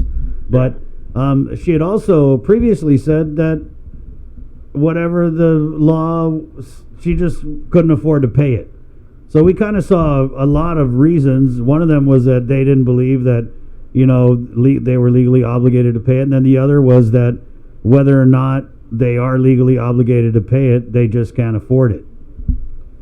So you see those inconsistencies there. I kind of felt like, well, pick an argument. Yeah, they'd like to have both of them. I can't remember a time when the government of Guam wasn't saying they didn't have any money. I noticed yesterday, and I have to, I can't gainsay this GITA program, but they're going to be giving $20 million, I think, in grants to small businesses. Great, do that. But don't at the same time tell us that you can't afford to pay the people who have been putting it out there and protecting us all with some of that money. I noticed that GPA and GWA did the right thing. They followed the law. They paid their employees double. They didn't, try to pull any tricks on anybody by explaining that, it's not really an emergency, or, oh my goodness, your agency's actually open, so no get double pay. None of that sort of sleight of hand took place at those agencies. That legalese, I call it legal jujitsu. Yeah, absolutely. And I also understand that other agencies in typhoons and so forth have paid, like I think CPS has paid their workers. I mean, my goodness, those people are out 24/7. That they have in the past given double pay to their employees who've had to work through typhoons. This isn't a buffet. You're not allowed to just pick up some pancit, not the other thing. You have to obey the law right across the board. We had got the Attorney General's reaction to your lawsuit. I'm not sure if you heard it, but he said that, I believe in compensating frontliners for the added risk they take and sacrifices they make in serving on the front lines of emergency. However, my job as the chief legal officer is to provide legal opinions, not personal opinions, on what the rules are, not what the rules should be. Attorney Fisher has his own opinion of the Department of Administration rules and regs. We agree with Attorney Fisher. This case is about following the rules. Our opinion outlined the requirements of the double pay rule and acknowledge that, absent legislative action, unacceptable inequities would result. His clients have the right to make their case before the courts, and we are confident that the rule of law will prevail. What is your reaction to his reaction? Well, it's hardly a full-throated defense of his opinion, that's for sure. My opinion is unchanged. I agree that the AGs have an obligation, I suppose, to render an opinion, but we hope that the Attorney General will be rendering an opinion that is in accordance with the law. They can't just pick one section of the law and ignore the rest of it. And that, I mean, it's really as simple as that. I don't think that, and this is, let's be honest, this is not a surprise. Carl Gutierrez promulgated these personnel rules and regulations, 27 years ago? And this has come up as a surprise all of a sudden? Yeah. There's been no change. What the change is, they don't want to do it. Matter of fact, I did ask former governor about the double pay issue. Yeah, we did. Last week, and to ask his position on it. And what did he say, Chris? Basically, the gist that we got was that he was uncomfortable to really discuss it because he just got in at GVB, and the governor has been very, very clear on where she stands on it. The governor sometimes tends to take things personally. So I felt like Carl didn't want to really. In fact, he said something like, I don't really know about or I'm not following that issue, or something, which, I mean, come on. Yeah. He's a two-term governor. We know he knows what it is, but he just didn't want to come out and conflict the governor when he just got called onto the field after being benched for whatever reason for so long. Well, okay, Governor Gutierrez, of course, has to speak for himself. Right. But, just the whole atmosphere where people are running for cover and, Bob Koss essentially abandoning his membership a few days ago. It's just dispiriting. It's dispiriting when, we've gone through 7 weeks of this COVID virus, and we've all been hearing about how we're in this together, and, we support our frontliners, so forth and so on, but when push comes to shove, we're just not going to give them what is theirs. But we're going to give them differential pay.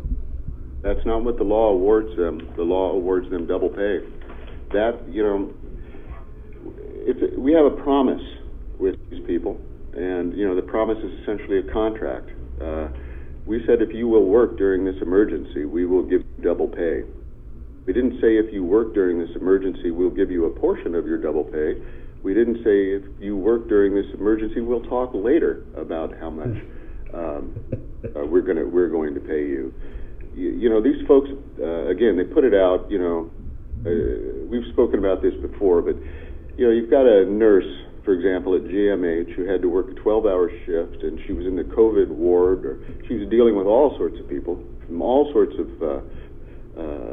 groups that come in, and then she's been dealing with them. She doesn't know if she contracted the virus. She did everything she could not to, but then she's got to go home. And when she goes home, she's got a 4-year-old and a 5-year-old, but she doesn't feel comfortable giving them a hug because, God forbid she transmits the virus. That's the sort of risk these people are taking. We're not saying they're, that's the sort of risk these people are taking, and we promise to compensate them for it. So what's going on now? Why are we not following the law? Why are we not compensating these people? Yeah, and I think it's, I don't know what happened over there at Adelup, but it just, to me, seems insulting that they thought government employees didn't know what they were due or something, because they kind of just didn't mention the double pay, and then they flopped out this COVID differential pay as almost a bait and switch. Yeah. It is a bait and switch, and in a sense, I'm kind of reluctant to get into a discussion about the government's finances because, that nurse, that hypothetical nurse we were just talking about, she fulfilled her part of the bargain. It's not her job to cross the street and figure out go through GovGuam's pockets and find every nickel and quarter. That's what we elected the governor to do. The governor decided, and she took an oath, that she was going to enforce the laws of Guam. We expect her to do so. And they got to come up. They have to come up with the money.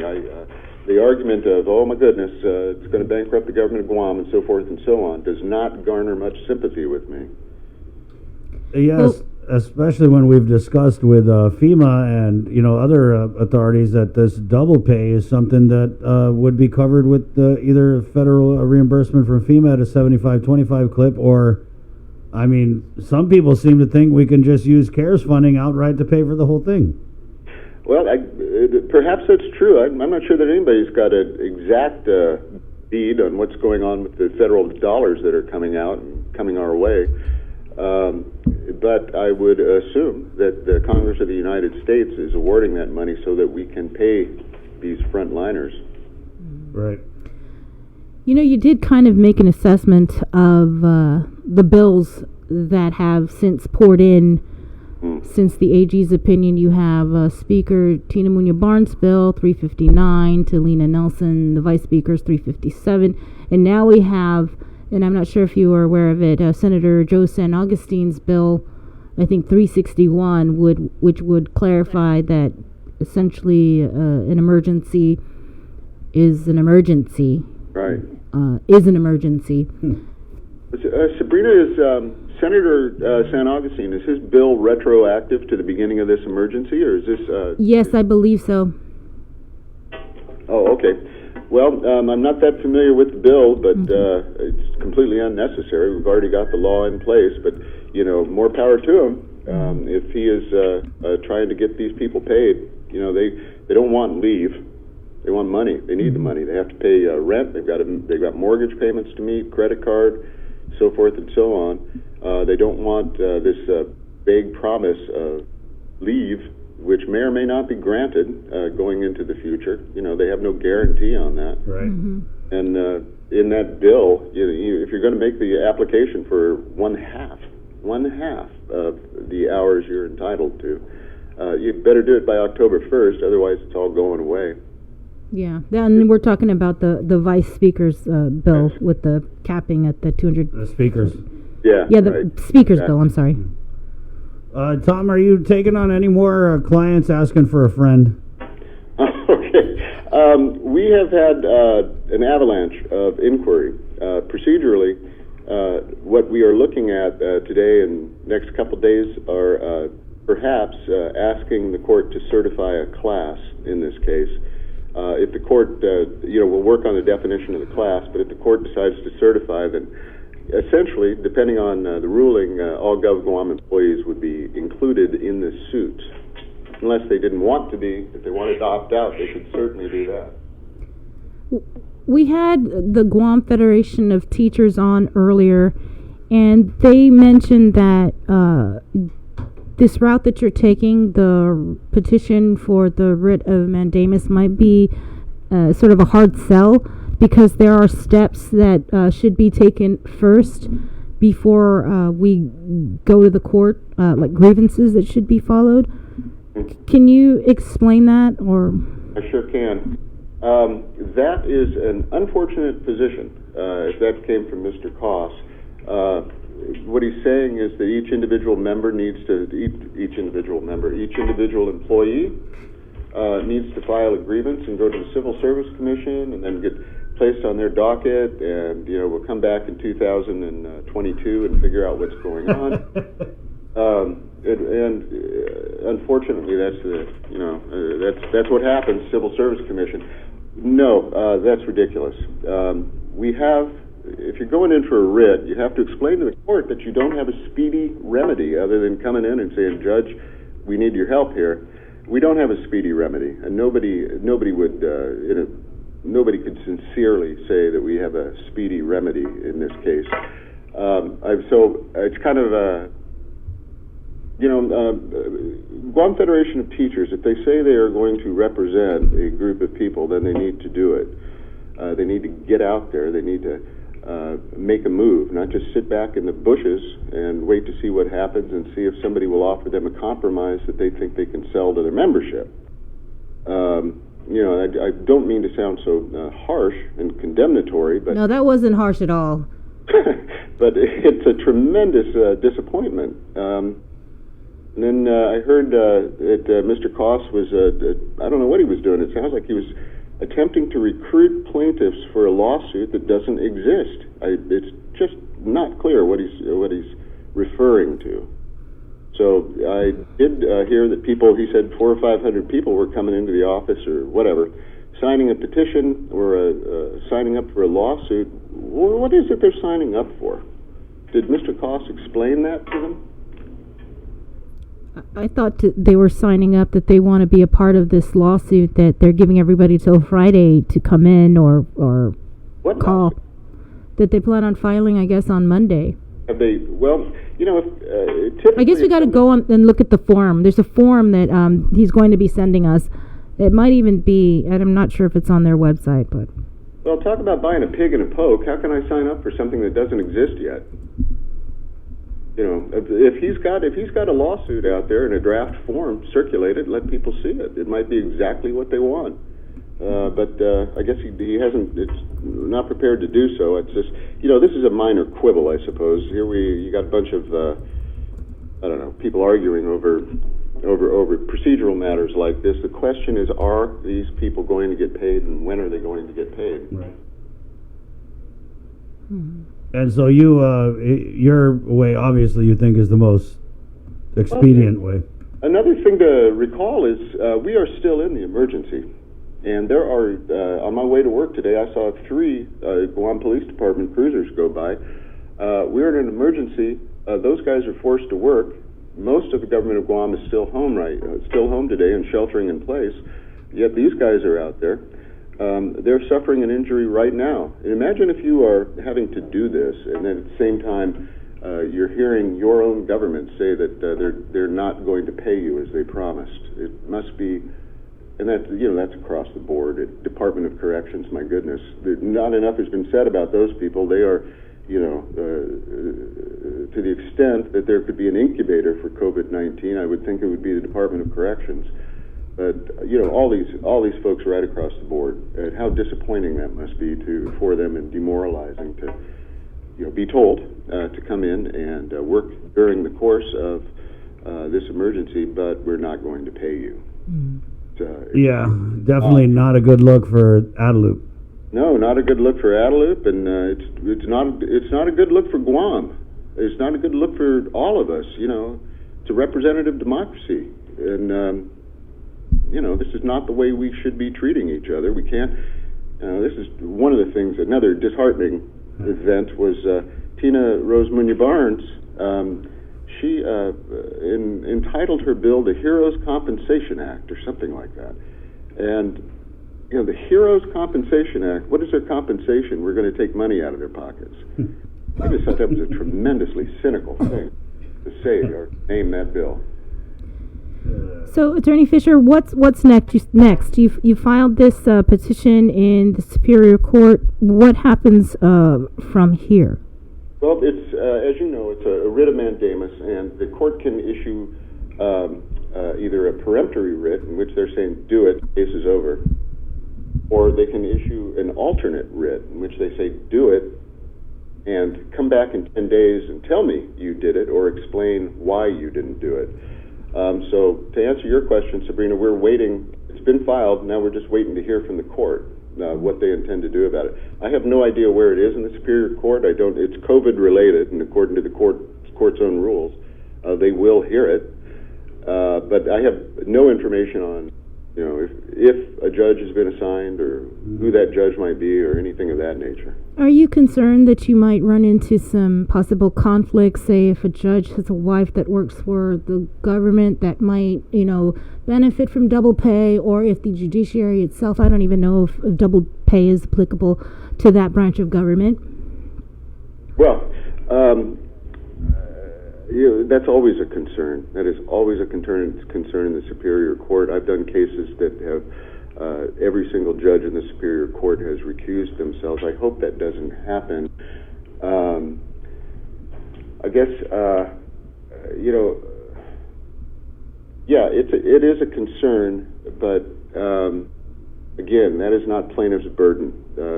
We are entitled to justice, and they're just going to have to work it out. Right.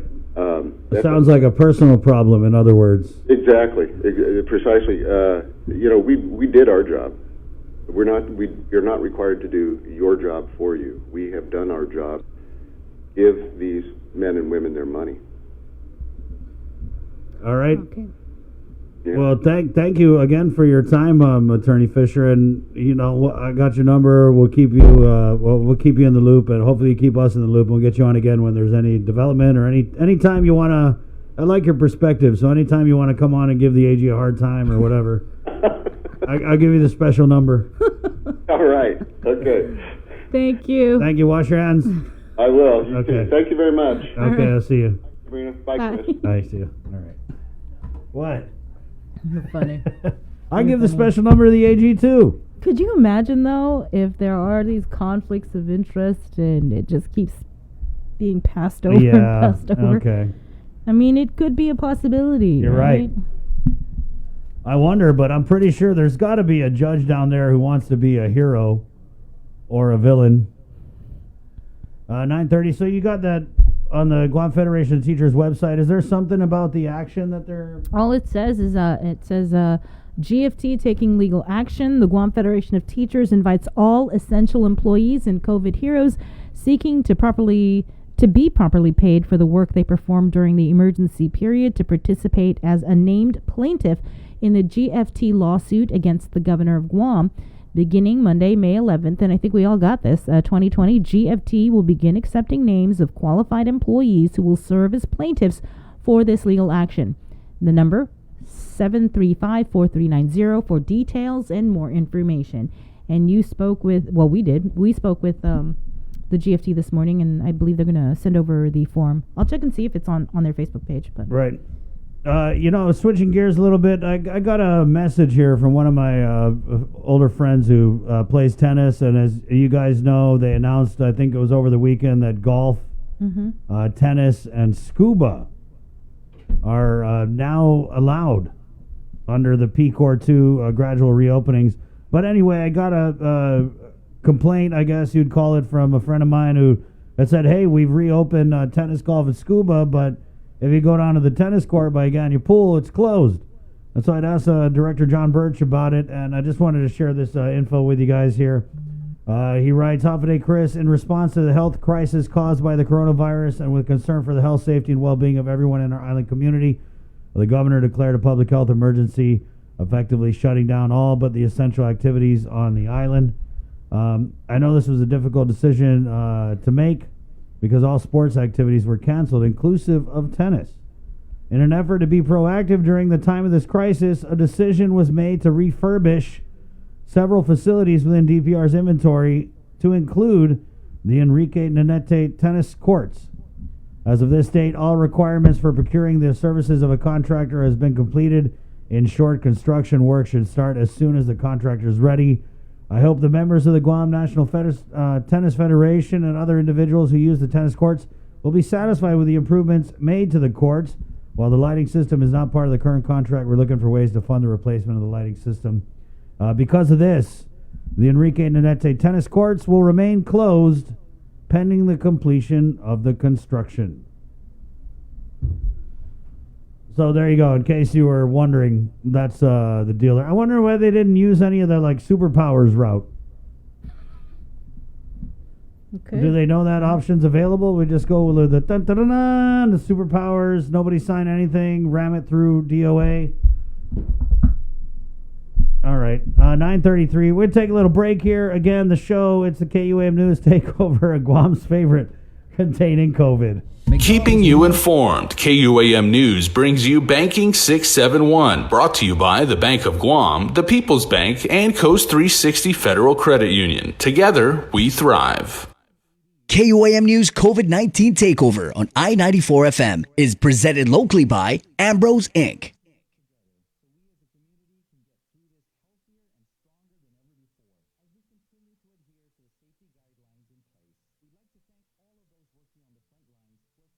GU Self Storage, conveniently located near the Harmon McDonald's. We offer affordable rates, online payments, and auto bill pay for your convenience. Plus gate access daily from 6 a.m. to 9 p.m. Call us today at 648-7867 for more information.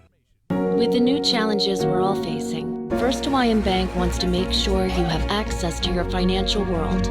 With FHB Online and our mobile app, we hope to make banking the least of your worries. Visit fhb.com/digital.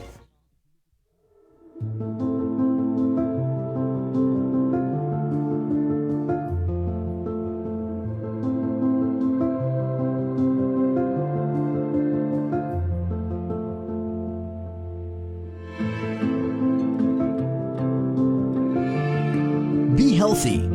Be informed with Hey, let's ITD. keep it on the phones. I want to bring on Dr. Haranucci. Right, he is a member of the Guam Diabetes Control Coalition. Hey. All right.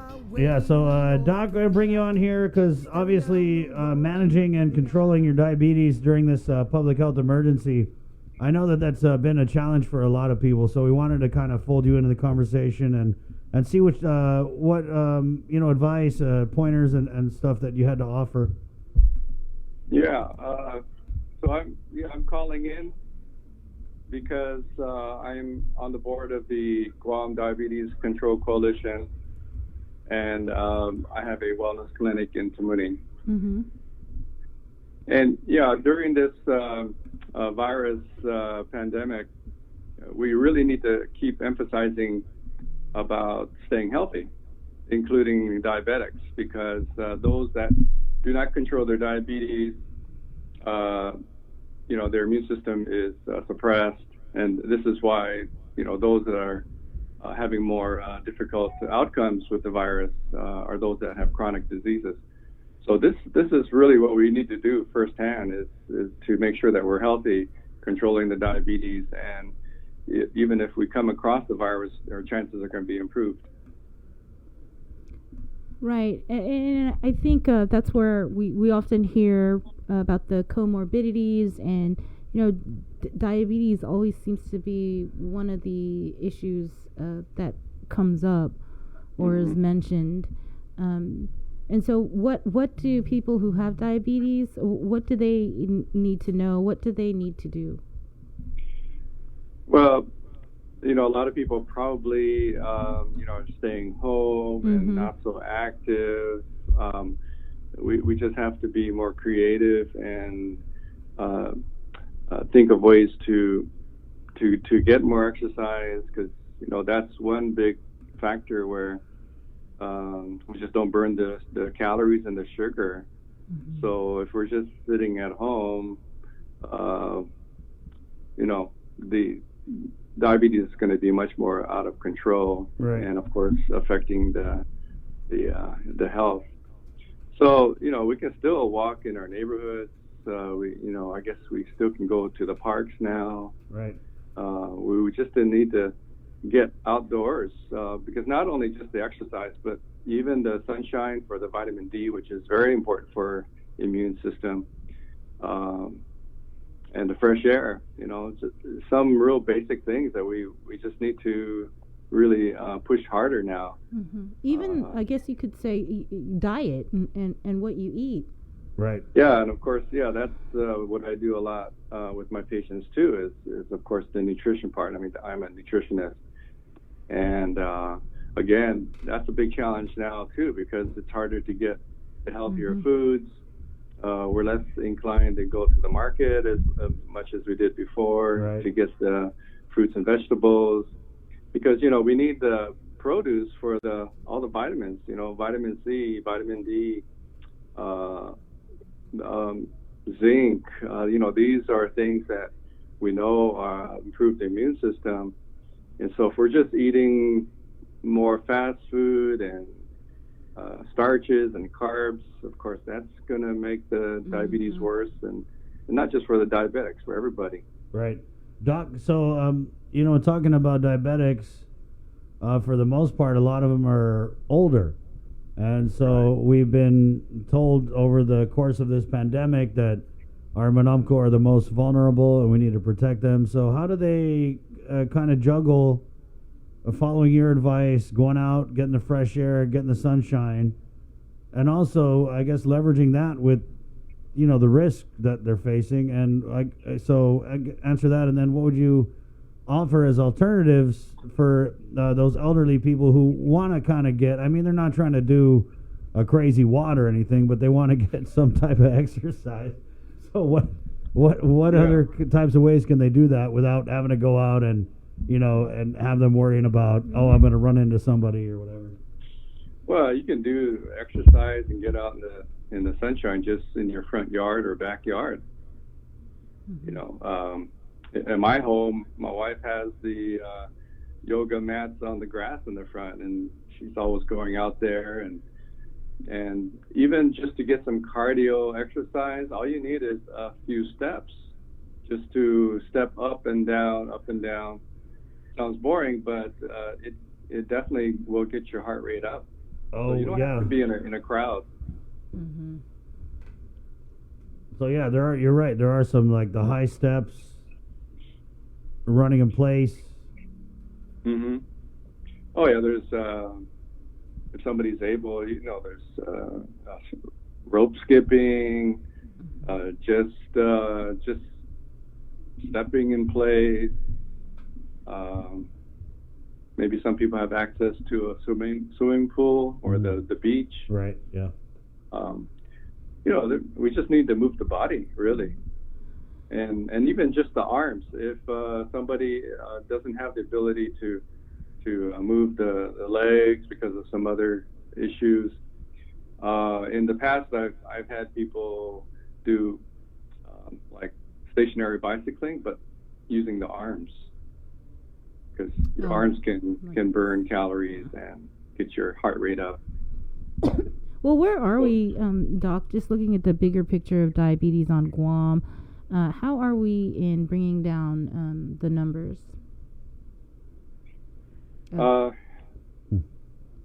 It's been a big challenge. I've been here on Guam for 23 years now, and it's difficult. Many diabetics have a hard time, monitoring themselves. I've come to the conclusion that there's a lot of genetic reasons for the diabetes on Guam, because with some of the nutritional testing that I have, one of them includes a genetic testing that shows we are not able to what we call produce a folate, which is a vitamin B9, and vitamin B12 that are in what we call the methyl form. So even the food and the vitamins that you might be buying, your body does not convert that to the active form, which then affects your metabolism. And there's some big thing we call methylation.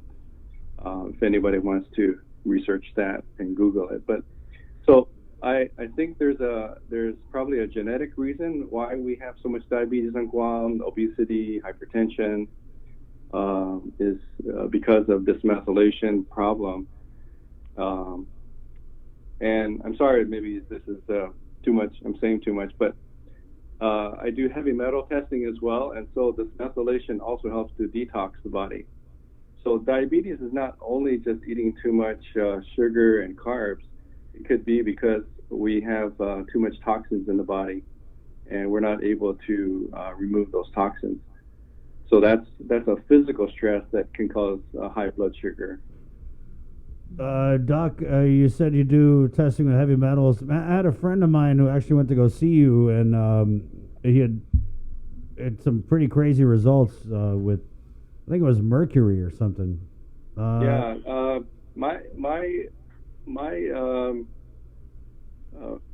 assessment of the heavy metals over the last 20-some years with my patients and different kinds of methods. I see a lot of mercury, arsenic, cadmium, aluminum, and lead. Those are the big five. And then recently I did a program through Public Health, and we tested the health coaches for Gulf Guam. And so we're able to do a free heavy metal testing for them. And these are like the healthier, the younger people, and even them had high levels of these metals. So there's something about maybe Guam, where it's just around the world, that we're just so exposed to these heavy metals now. Right, and that's what I wanted to ask was, are you able to tell? Is it just something, and I know you kind of just said it, but is it just something we come across in day-to-day life, or is it is there any evidence linking the prevalence of those heavy metals with the military presence, dumping, any of that kind of stuff? I think it's a compilation of everything.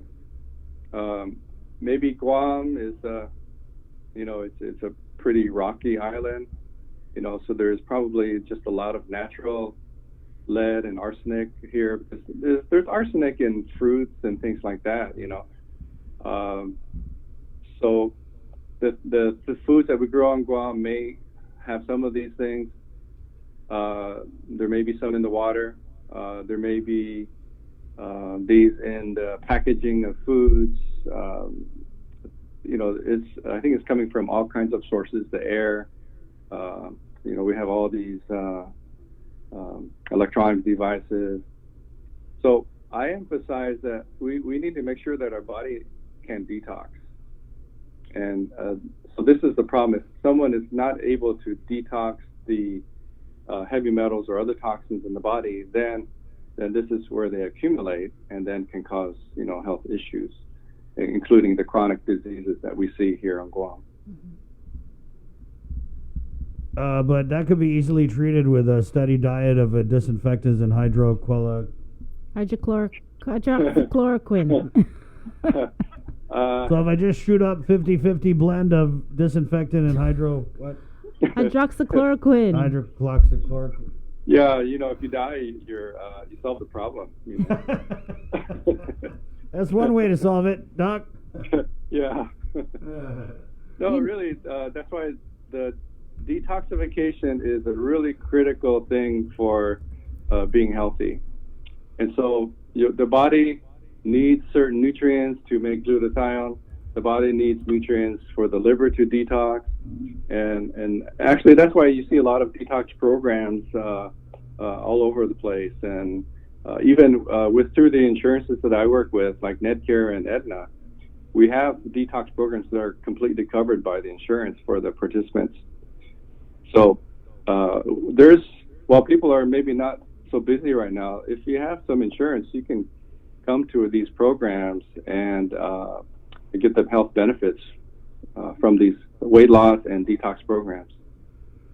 Doc, one of the issues that we brought up with a couple other doctors was being in the stay-at-home, the quarantine measures, maybe, and going back to the diabetics, maybe they're not checking in as frequently as they should be during this pandemic. And so I know that with the Physicians Advisory Group, they're kind of prepping for an influx of these patients who are, do the routine care that, for whatever reason, maybe thought, oh, the clinic's only for COVID.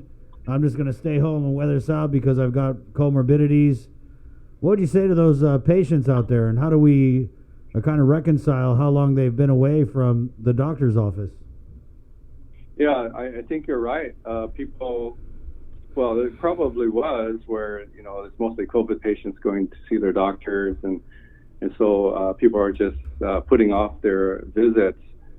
So, like with some of my patients, I've been seeing less patients as well, and those that really need to come in. And yeah, I noticed, they're gaining more weight, their blood sugar is a little bit higher, so we just need to get all of the doctor's offices open again, and people to do their maintenance follow-ups and get back into good health, because they're increasing their risk. And again, if you could just go over just general recommendations on containing diabetes during this pandemic. Well, the main thing is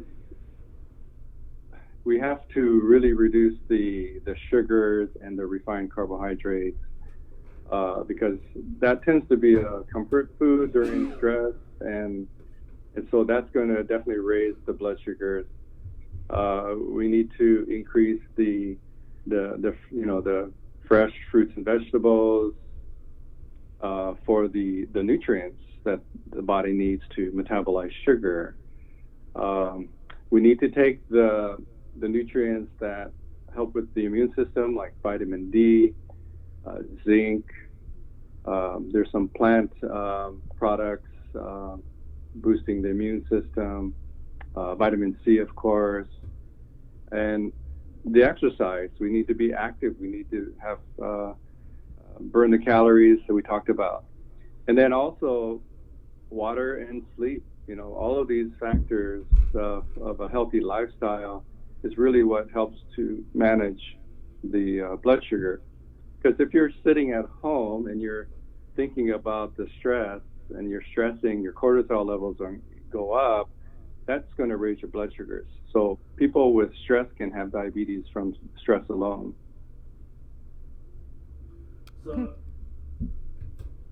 So Sabrina's got to stop stressing me out. Yeah, we have to help each other. We got to help each other, Bree. Okay, Doc. Well, it's been good to have you on. Definitely share a lot of insight, especially because we all know so many people who are struggling with diabetes. I mean, God, it's sad. It's sad. So appreciate it. We hope your message reached all those diabetic ears out there. Yeah, I hope so. Thank you for having me on. Right. Hey, we'll get you on. Some pretty interesting topics that we discussed there. I'd like to go in when the heavy metals thing. Sure, I'd be glad to talk further. Okay, so yeah, we'll be in touch, Doc. Okay. Okay. Right, be safe. Right on. All right. Thank you. Bye. Yep, you're welcome. Wash your hands. Yeah, 9:51. Jason Solis was actually tested for heavy metals, and they found out he has a lot of Iron Maiden in his blood.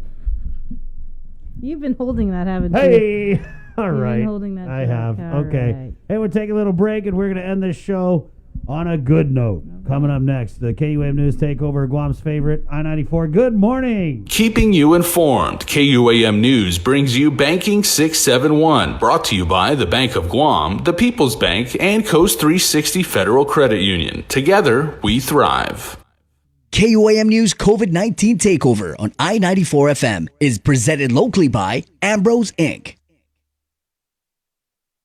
GU Self-Storage, conveniently located near the Harmon McDonald's. We offer affordable rates, online payments, and auto bill pay for your convenience. Plus gate access daily from 6 a.m. to 9 p.m. Call us today at 648-7867 for more information. With the new challenges we're all facing, First Hawaiian Bank wants to make sure you have access to your financial world.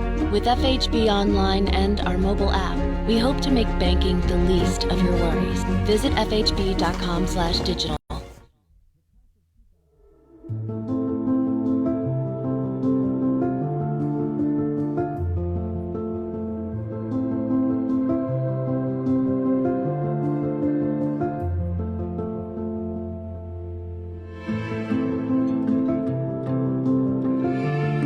Be healthy. Be informed with ITD. Be healthy. Be informed with ITD.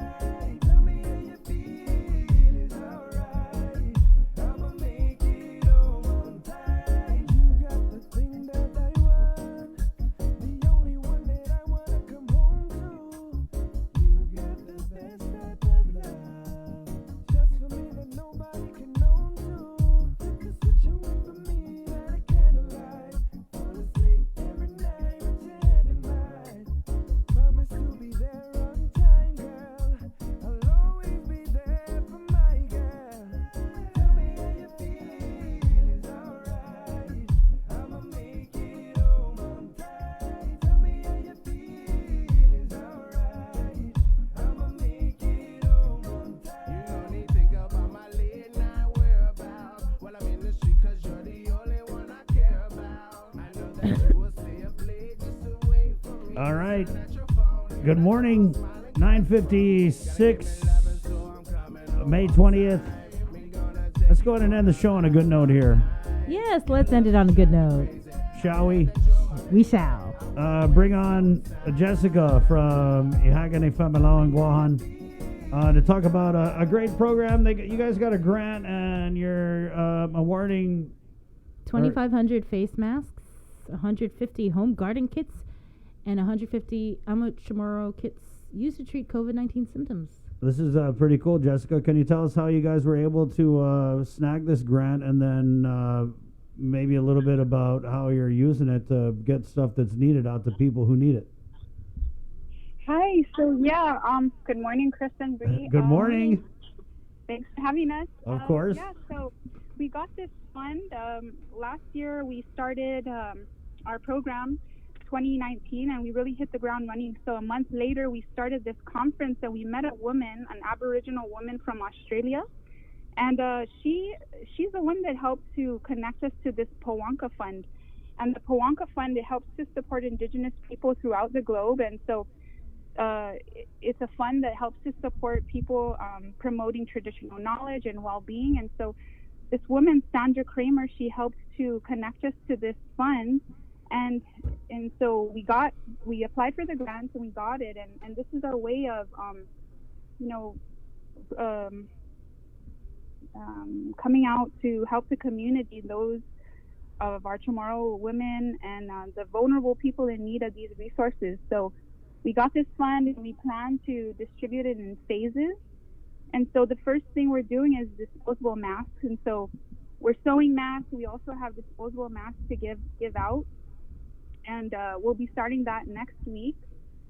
And then in the next month or so, we'll be giving out seeds and garden supplies to kind of help promote, there's a lot of good community work giving food out, but we're also thinking a little bit long term and providing our people with seeds so that they can start their own home gardens. And these are things that they can harvest within a month or up to 3 months, so they're really quick crops.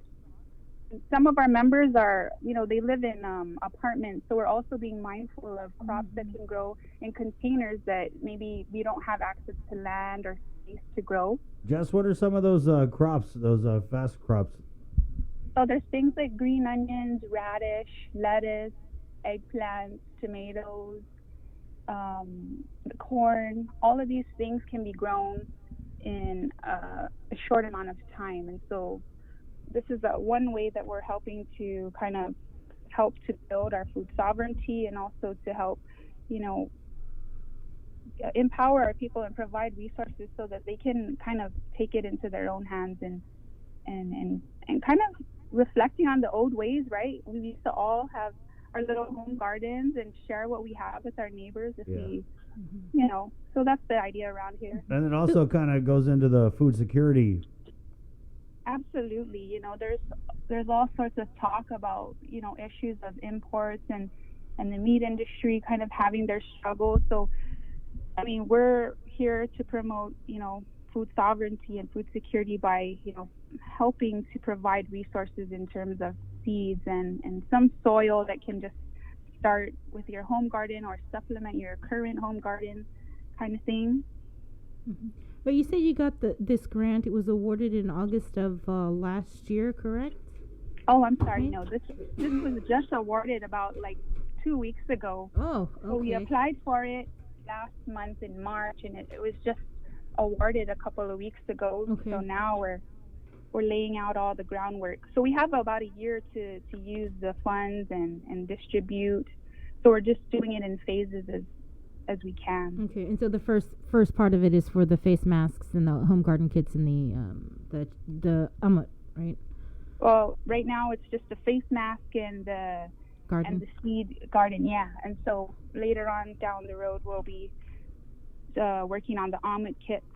Mm-hmm. And these amut kits, this is just to think that this medicine that we're thinking of is what we've used for generations. If you guys remember the Ludegal growing up. Oh, God. Try not to. Yeah, the really bitter medicine.